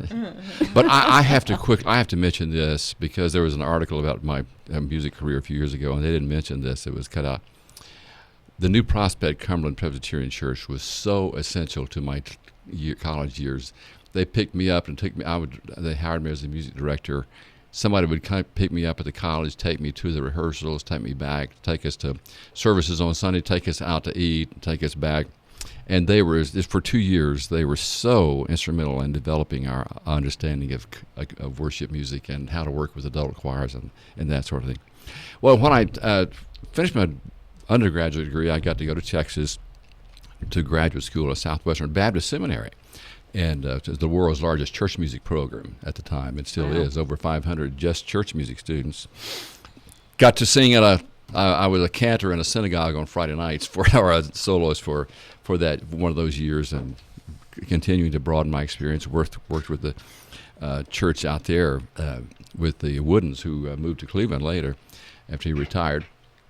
And they hired me immediately. They needed a person with my degree for church music. They needed a space filled back at Lee, somebody who could teach voice and teach some church music and whatever else needed to be taught. I was fortunate because now you'd have to have a doctor's degree to even be interviewed.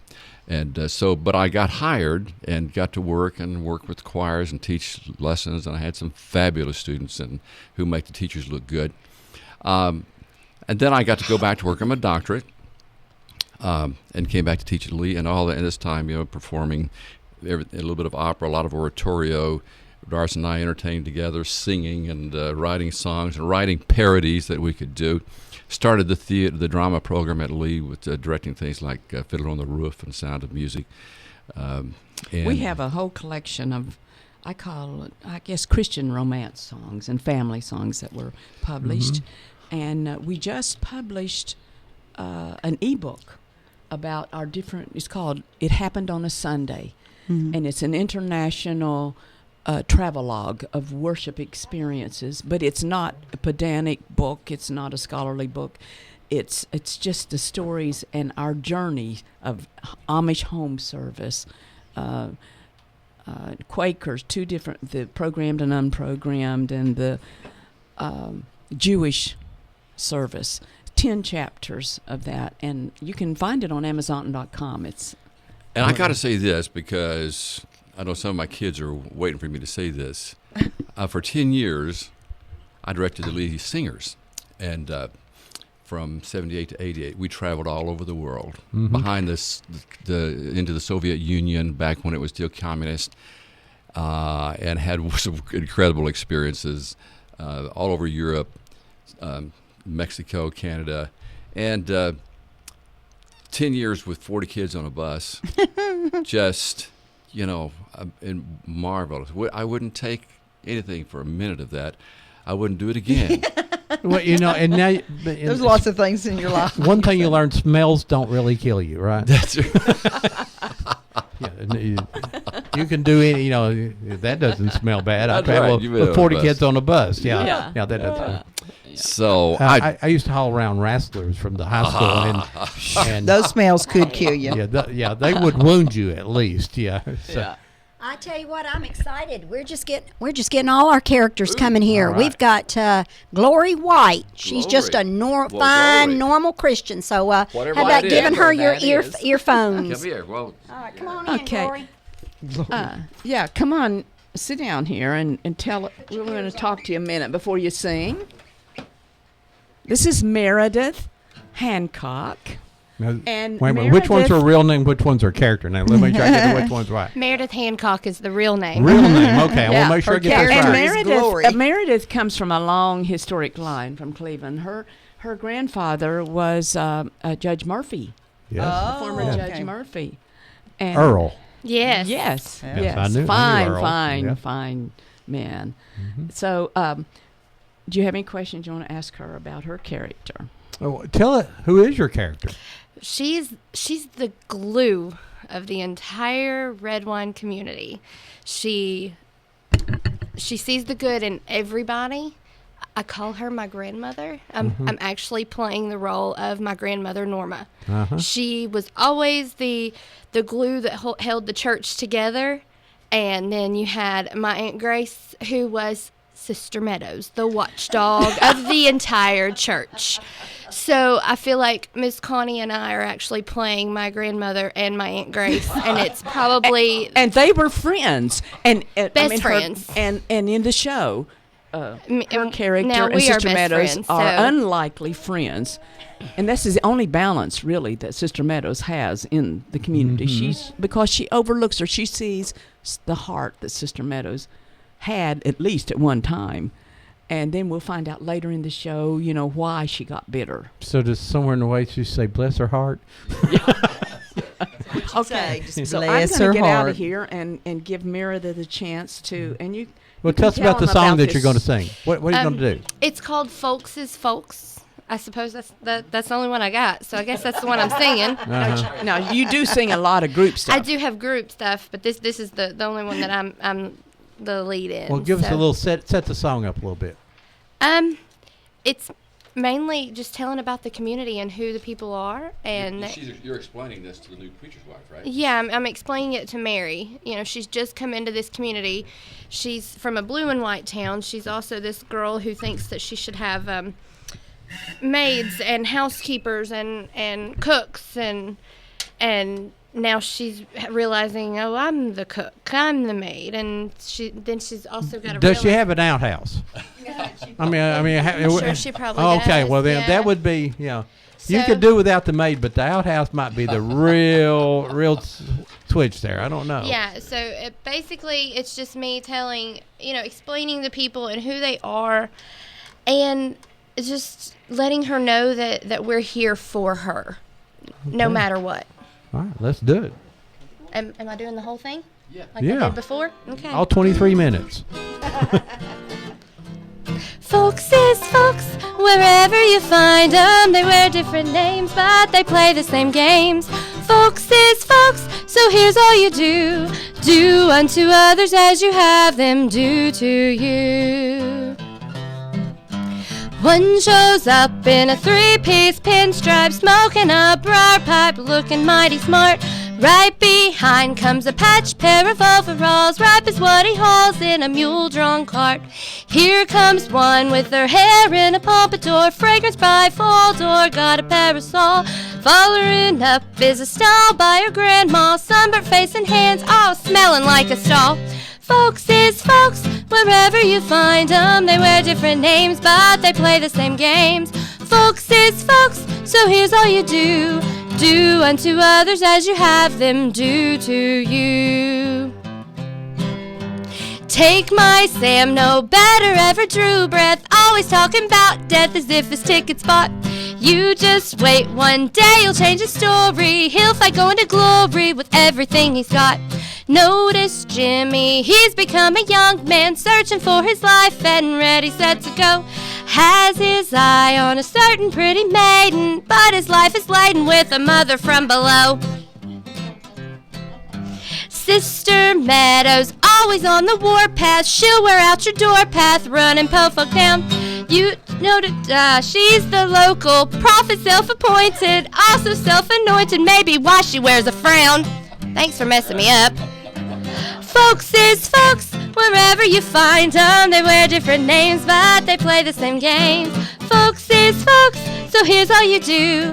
Do unto others as you have them do to you. You'll find other folks around the district. If we weren't so darn strict, they'd show up here too. Give 'em time and don't be too judgmental. Treat 'em nice and gentle. They'll soon fill a pew. Folks is folks, wherever you find 'em. They wear different names, but they play the same games. Folks is folks, so here's all you do. Do unto others as you have them do to you. Folks is folks, wherever you find 'em. They wear different names, but they play the same games. Folks is folks, so here's all you do. Do unto others as you have them do to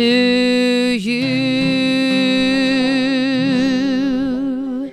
All right. Folks. That's a good message too, isn't it? It is. It is. True message. How excited are you about going to Lake Junaluska? Well, I mean, I've been to Lake Junaluska before, but I don't know yet. I'll let you know afterwards. Don't let all those people scare you. No, I mean, I've always been a performer. I used to dance. I sing all the time. I love to sing. I've been one of those. I've tried out for The Voice. I've done all that stuff. So I'm going to try out for Voice this Go year. for it. I am. Happy I'm gonna try- birthday to you, 30 years. Happy birthday to you, Meredith. Happy birthday, dear Meredith. Happy birthday to you. Thank you. She's 16 years old. That's right. So, Of Meredith, course, you need to go party. Well, I have been partying. I've done some partying already. I had a party last night, and I'm going out with some friends tonight, and then I'm going to spend the day with my children, which I need to give a shout out to, because if I Yeah. don't, Oh, yes. and they're watching me, I'm going to be in so much trouble. So Emma Grace, who's my heart and soul, as well as Kylie Murphy, who's my other heart and soul. I love y'all. I'll see y'all soon. All right. And Emma Yes. Grace is in the show, and Emma Grace knows every song. Oh yeah, she's told All me the words. She has told me time and time again that if I just can't handle my song, that she will be happy to stand up there and Yeah. sing it. Kylie, as a matter of fact, has said the same thing. So they both have decided that if Mom cannot handle it, that they just need to get up there and do it. Their ages are. Emma is 10 and Kylie is getting ready to turn 7 on the 13th of next month. All right. Well, it So- sounds like they tried to open the window so you'll catch a cold. They do. Yeah. They do. Emma's a performer. She was in a pageant last weekend and, came top 10 out of 30 little girls and Oh, good. and first runner up in talent, and she sings. So, she takes after Mama. Oh, good. I take all the credit for both of their happiness. No, I'm just kidding. And I have to say, for Emma Grace, a couple of weeks ago, I was over at Habitat looking for some things for the show, and I don't know who put this little homemade doll in Habitat, but I bought it because it looks just like Sister Meadows. And Emma Grace is going to be carrying that doll during the show. Yeah, and I think Kylie's going to be in it during the ones here in the town, because I don't have anybody to watch her, to sit with her. Because my mom's in it, she's in the choir part, and then my daughter's in it. And then I'm not leaving. My Kylie is not one I would leave by herself. See, sitting only in a seat. hometown show could do that, Yes. right? So she's just going to come join us, and she'll probably sing along with everything else because she knows all the songs.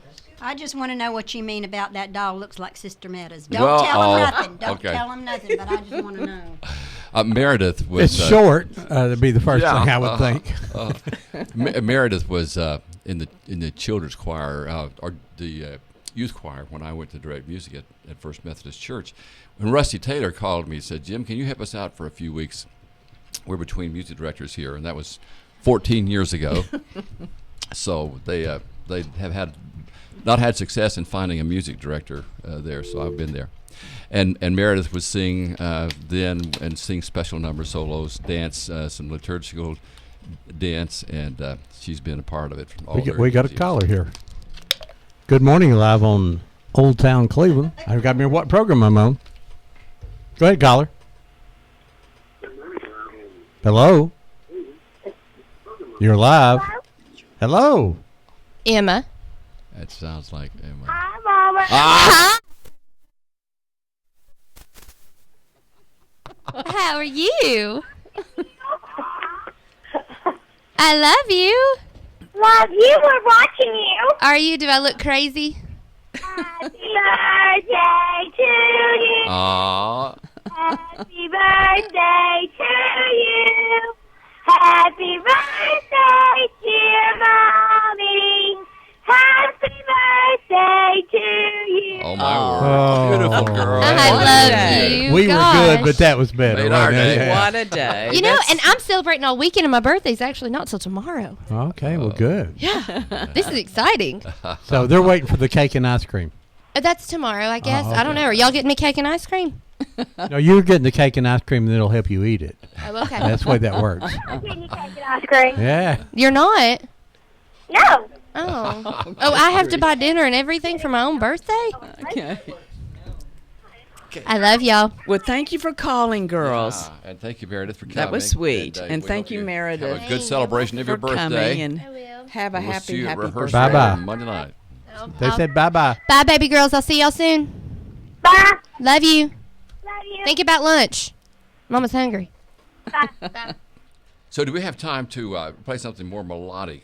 We've had these Yes, two you sure did. brothers. Let me ask you a technical question before we get further. There. Why was it the Methodists that only had circuit riders and then not the Baptists? And of course, the Church of God wasn't really created until a little bit later there. Yeah. So why didn't the Baptists and the Well, do you want me to guess? Yeah, more money. No, I think the Baptists were much more aggressive about encouraging young men and women to become ministers. They probably had more staff. And they, Draw from. it was interesting. The Presbyterians were the first ones here in Cleveland area, Bradley County, before it became a county, to help set up schools for the native children in the area. Right. So then in the 20s, 30s, the Methodist ministers came through as circuit riders, and they really were attractive to people because of their horses and their style and everything. And Asbury, a famous name of a circuit rider, came through here several times. But when the Baptists came and they had that really high-powered evangelistic style, it just stirred the hearts.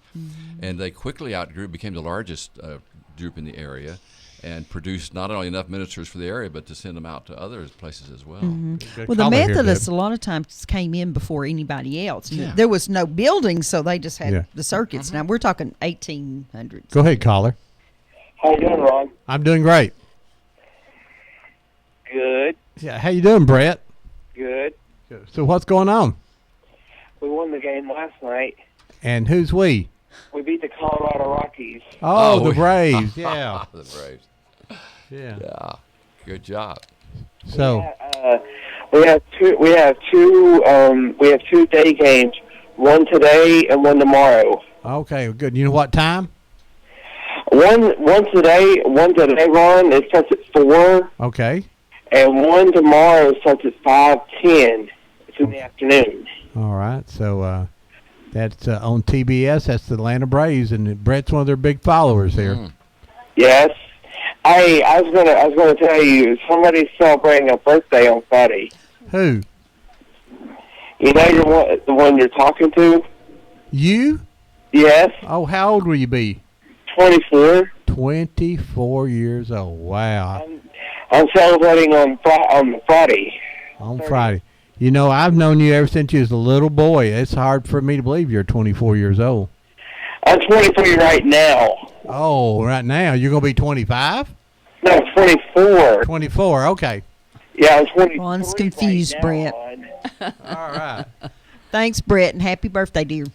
All right, you too. Bye-bye. All right, bye-bye. I understand John's going to have a birthday Wednesday. Yes, Mr. Boy, Cook. this is Mr. birthday Cook will be 60 years old. Whoa, that Drum deserves roll, a big please. celebration.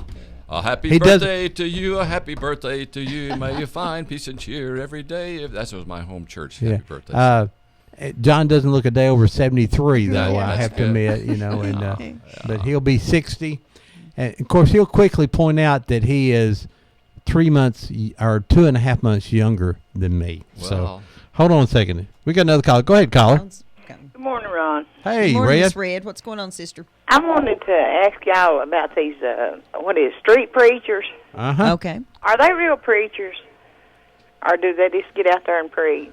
I I would think answer- the answer is yes. Yes and no. They may not be tied to a denomination, but, they may not have a certificate that says they're a preacher, but they believe in what they're doing and go out there and preach. Well, you can go through Chatsworth, Georgia sometimes on Sunday, and there's one on each end at the courthouse there preaching. Yeah, well, we used to have that here in Bradley County until they tore down when we had the original old courthouse here, one of the original courthouses, and then we built this new fancy thing that no one preaches at it. They curse it instead of preach at this ugly thing we have downtown. Oh, yeah. But yeah, we used to have that here all the time. When I drove into Cleveland, my parents brought me here to go to Lee. Yeah. In 1961, Mhm. there were preachers on either end of the court, and there were ladies up in the old pagodas with a accordion, Mhm. singing a trio. And, I think we ought to get that started back again in the gazebo up there. Well, and Every these kind of preachers you're talking about, like you have the Methodists that certify their ministers, the Baptists that certify, but then there are those who just believe faith is feeling and every day is Sunday and every night is camp meeting, and they just got it in their heart, and that's going to hold them back. And it's true for them. It's genuine for them. Go ahead there, Red. Well, I have a little story about that. Go ahead. One time I was walking down the street with my mom. We was in town, and there was a preacher preaching, and just as we walked by him, he held out his Bible and says, "Take the word of the Lord." And I reached to get his Bible, and boy, I got my... I was just mean. You thought he was giving Bibles out, didn't you? Sure. Handing out Bibles, he says, "Take the word of the Lord," and I reached to get it. It was fun. Somehow that doesn't surprise me, Red. No, I was about 16-year-old. Oh, okay. Well, did you keep the Bible? No, I didn't get a hold of it. She smacked me. But I was going to take it. Well, we hope that you got one sometime in your life. Oh, I have plenty of them. Thanks, Red. Bye. Always Bye-bye. a pleasure. Bye-bye. She's always so funny. Yeah, it just always wondered why the circuit riding Methodist preachers but I don't think it was true that there could have been other religions that did circuit riding too. There but was. But I'm Methodist sure was there more known for it than that. You Yeah. know, if you go into Google and type it circuit riding preachers, they'll say they were Methodists. Yeah. Well, the founder, John Wesley, he rode a horseback everywhere he went in England, hundreds of thousands of miles and hours. And, can you imagine, it was such a big deal back then that sometimes there was as many 25,000 people listening to him outside. Mm-hmm. And the projection it would take to speak to 25,000 people without a microphone. We don't do that anymore. Nope. That's why they call it stumping, too. They stood up on the stump. Yeah. I believe it's Augustus Shannon came through this area, and he's one of the folks that left a diary behind. And it's so nice that you know what community he was in, and then he will mention names of the people he saw and the people that he stayed with. So it just confirms where people lived. And I always like to read his diary among others. We might need to get Doris to write a story for this community, Yes. and maybe Augustus' book would be the starting point for Doris to use for another play. Yeah. Pass that on. Here's a picture I put up on, if you're looking on the internet, of a circuit riding preacher standing outside a church, and there are literally hundreds of people standing outside. Exactly. You know, and They would come to see them. Right. Mhm. Our number is 614. Is that right? 5553. Yes, 614-5553. I mean, it came out of my mouth all of a sudden. It seemed like it was the wrong thing. We to haven't say. told the number here. We've been so excited about playing music and listening. And Well, I stuff. have to tell you a short story about John Wesley. We swapped our house and car for. You met John Wesley? Yeah. I went in his house. For a month with a couple from England back in 2010, and I wanted to swap with somebody from the south of France, but we couldn't find anybody from south of France that wanted to come to Cleveland, Tennessee. They were afraid of the Indians and But while we were there, we did a tour of homes and churches of great hymn writers, and we went to John Wesley's home, and it was so neat. Upstairs, Jim and I lingered behind and let the tour guide go back downstairs before us, and we sneaked back into his little study and knelt at his little altar. And it was just a kind of a precious moment, and to make that contact, to be there and experience that, especially after having been so involved with this particular kind of production. Because I guess you could say it is a Methodist story, but it's not it is a universal story. Yes. It's you know how Fiddler on the Roof is. It's about traditions. Mhm. Well, when we saw it, all I could think about was how we grew up in the church we grew up. And Jim, didn't you tell me that the Japanese said, "How can they understand this? This is so Japanese." Isn't that funny? Every group sees it as their own. Yeah, Sees and it so through I their think own that eyes. I hope that our show is also that way, that it's universal. And Connie, I wanted you to do the thing where you're making your confession. Let me tell you, everybody, while we can, Circuit Rider's Wife, the musical, will be this Friday, May 30th at 7 p.m. at First United Methodist Church. Get all these my Methodist Church right.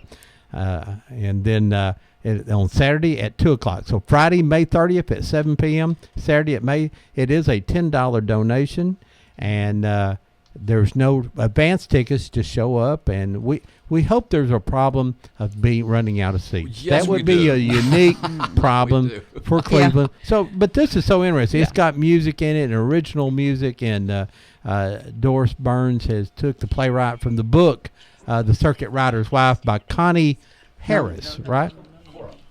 Cora, too. I just glanced. That's why I can't. Harris. I can't get my right distance there. So you want to do another song for us, right? Well, it's not a song. She's going to do a little. But we'd like to play this. We got time. We got about 11, 12 minutes. Why don't we do that first, and then I'll do the scene. All right. Okay. Jim, can you give them the? Yeah, the setting up for this song, "Come Home to the Mountains." And Jim wrote this song. Mary has left because what everybody thinks she's going back home, but she went to Paisley, her friend's house, and stayed there to kind of see what she felt, whether she's going to come back or whatever. So the scene shows all the main characters. They're not in a group. They're different places on the stage singing to themselves how much they miss Mary.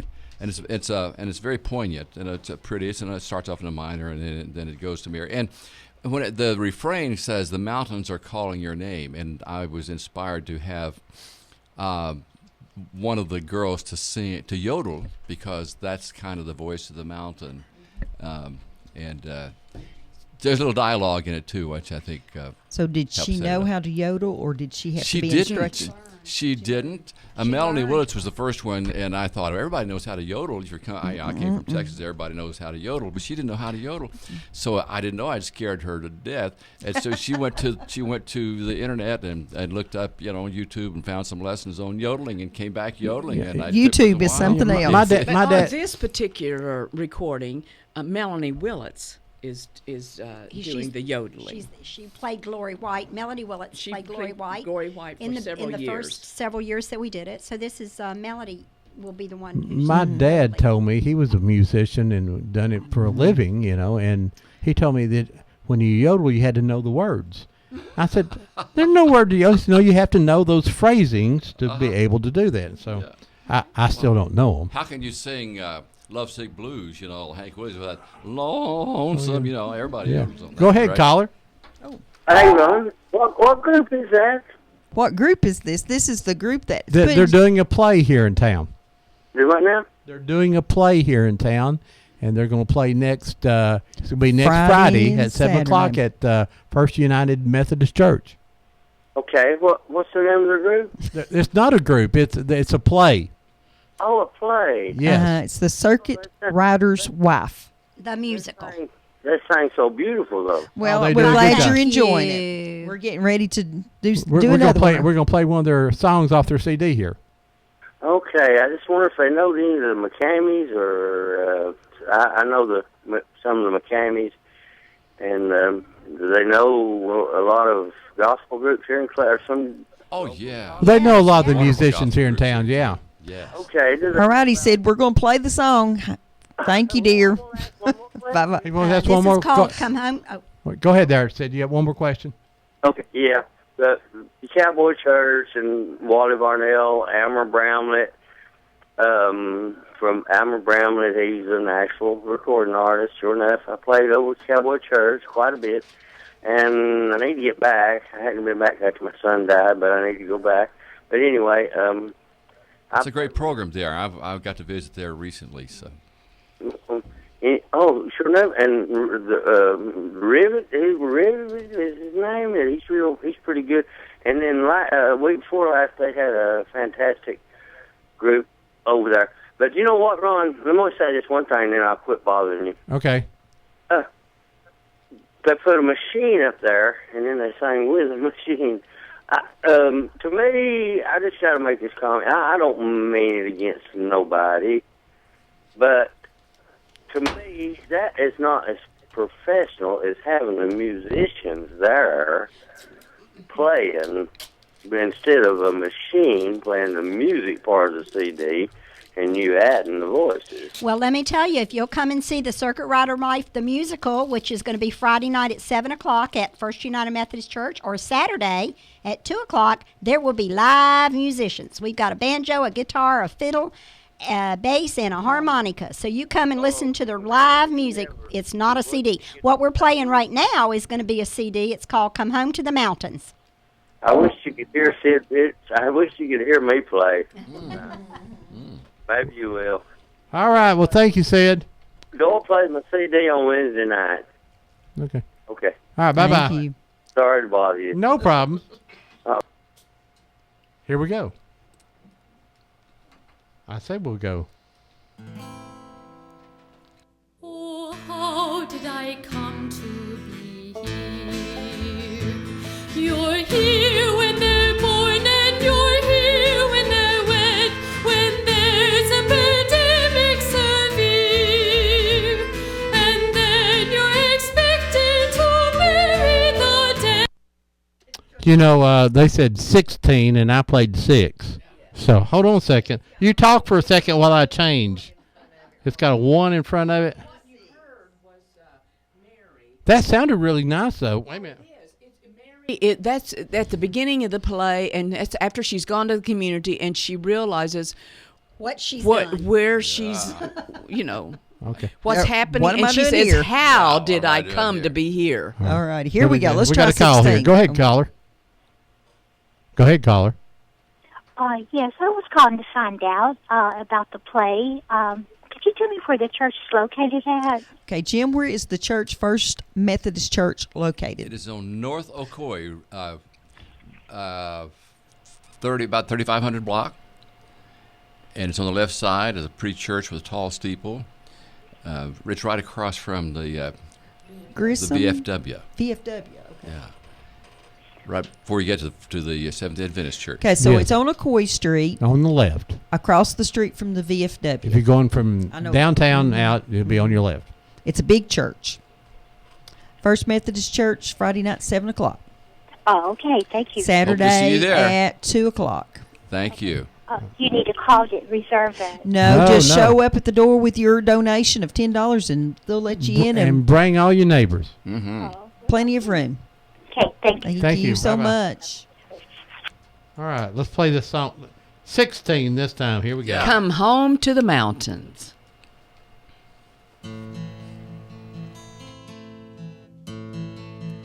Oh God, with Mary gone, this place is gray. Her laughter softened our complaining. We need a girl like her. Redwine does. Didn't have nothing again her, but leaving don't solve a thing.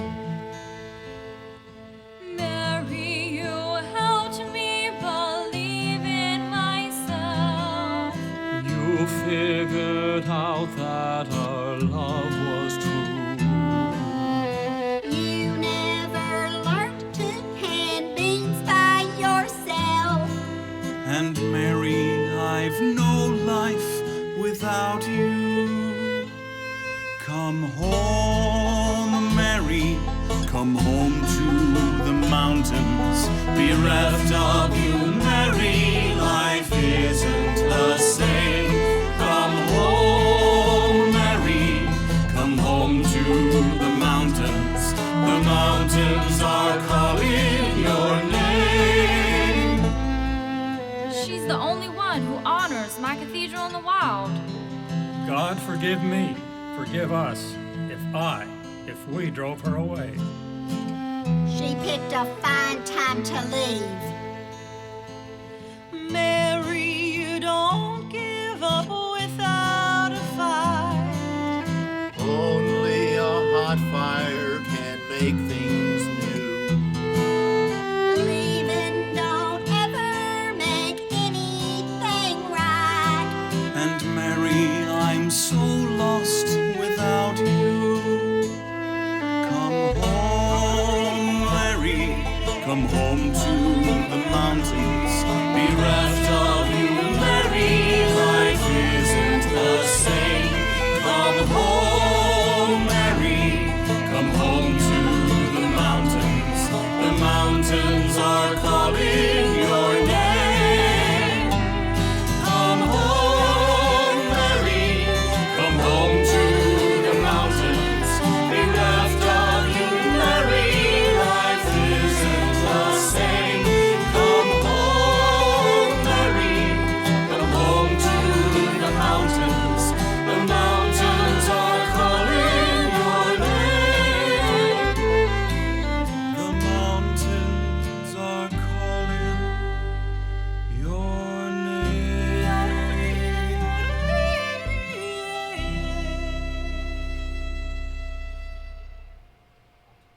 Very good.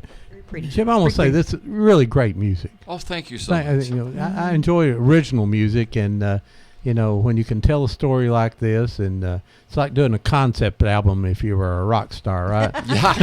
Yeah, and it's amazing when you get up at 5 o'clock and go downstairs and sit in the dark, and you're thinking about the thoughts of these, and things come to your mind, and you find a rhyme. You're looking for a rhyme, and you find that it says something that you didn't know. It's a new thought. I do have to say, then, in both of the festivals that we went through, they had plenty of suggestions about the script and the dialogue, but they had no suggestions about the music. They love the music. Wonderful. Yeah. Well, it is very good. I just wanted to let you know that it's just the music of it, and then the songwriting. The words and the lyrics are very good. Thank you. It fits in. It's just unbelievable. Tells a great story. I have to tell you this I don't want my classical musicians listening to me, but I purposefully never took lessons on a guitar. I never learned how to read on a guitar except learning to play chords, which I always knew. Because when I play the guitar, I remember why I love music. What it's all about, and not what I was trained to do, but the trained informs what I feel, and I learned how to read music. I started playing piano when I was 6 and done piano lessons and played a horn and never learned anything on guitar or bass, never formally. I just taught myself how to do that. My dad taught plenty of other people. My dad was a musician, and he showed me what he needed, but I learned just to be able to pick it up, and being in recording studios, just someone walk in and say, I wrote a song, and they wanted you to play it, and they go, how do you know how to play it after just listening to it for 1 minute? Yeah. Well, it's just you hear it, and you learn how the progressions go, and there's only 7 notes, so you can only get it wrong so many times. That's why I told people, I said, and learn how to read music charts out like they do in Nashville. And so and people says, and he's taught a lot of people how to do that too. I said, I said, well, it's easy. You just understand the music, and don't mean I'm a great musician. I understand it. Like I said, I understand every musical instrument out there. I can't play many of them. Yeah. But when they say, well, it's tuned this way and that way, it's just like the violin or fiddle is tuned just backwards to what a guitar would go. It goes around, and a mandoline's the same way, and you go. The only thing good I can say about Ron's fiddle playing is it was better than his steel guitar playing. It didn't last long. Both of them kind of sound like a cat with its tail stuck in the door. We got a call here. Okay, let's take this call. Go ahead, caller. You're live on Old Town Cleveland. Yeah, this is Bob Cash. Hey, Bob. What's up, buddy? Hey, listen, I got tuned in a little bit late this morning. I don't know if anyone's called in or not, but I want to remind everyone about Memorial Day services Monday at the courthouse at 11 o'clock. Actually, it's at 10:30, Bob. 10:30.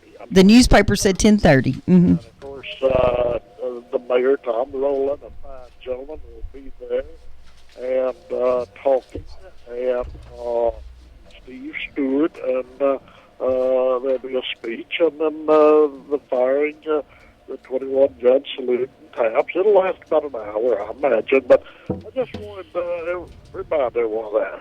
All righty. Thank you, Mr. Bob.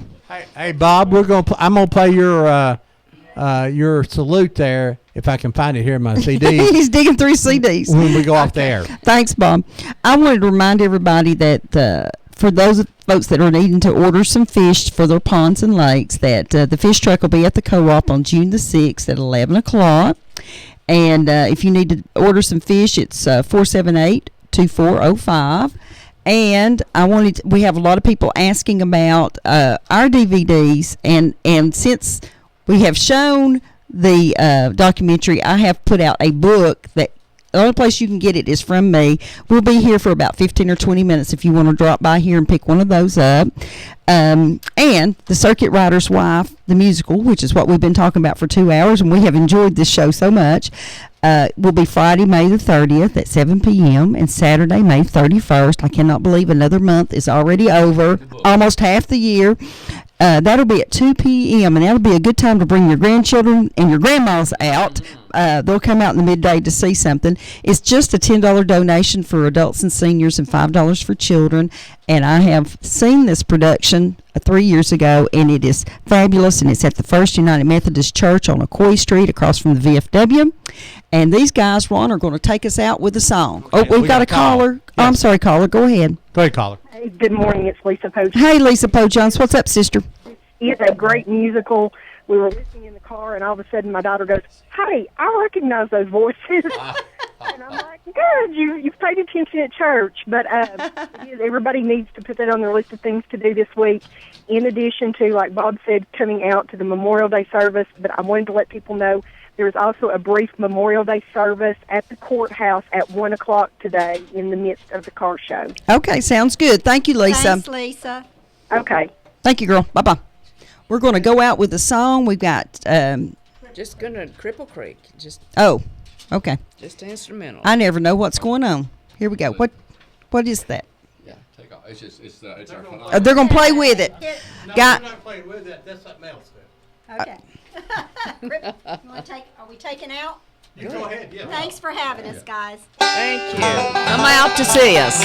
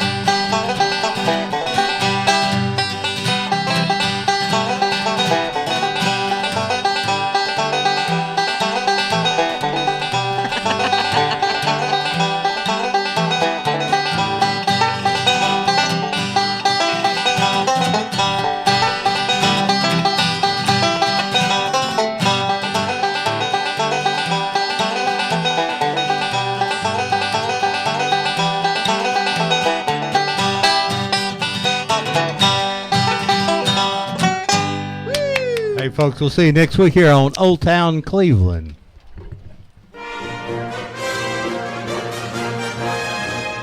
Are you looking for the best beer and cigarette prices in Bradley County? Well, look no further than Tom's Fuel Mart. That's right, look for the red and yellow signs. 25 feet from the street, 4 locations in Cleveland to serve you. At Tom's Fuel Mart number 4, that's right there near the Cleveland Speedway.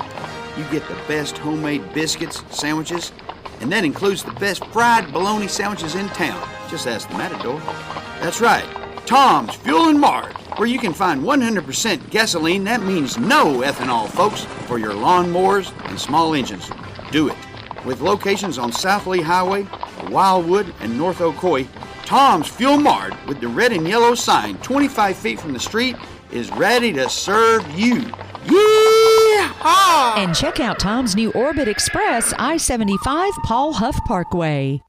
You are listening to WOOP-LP, Cleveland, Tennessee. WOOP FM is a broadcasting service of the Traditional Music Resource Center, and we play America's original music.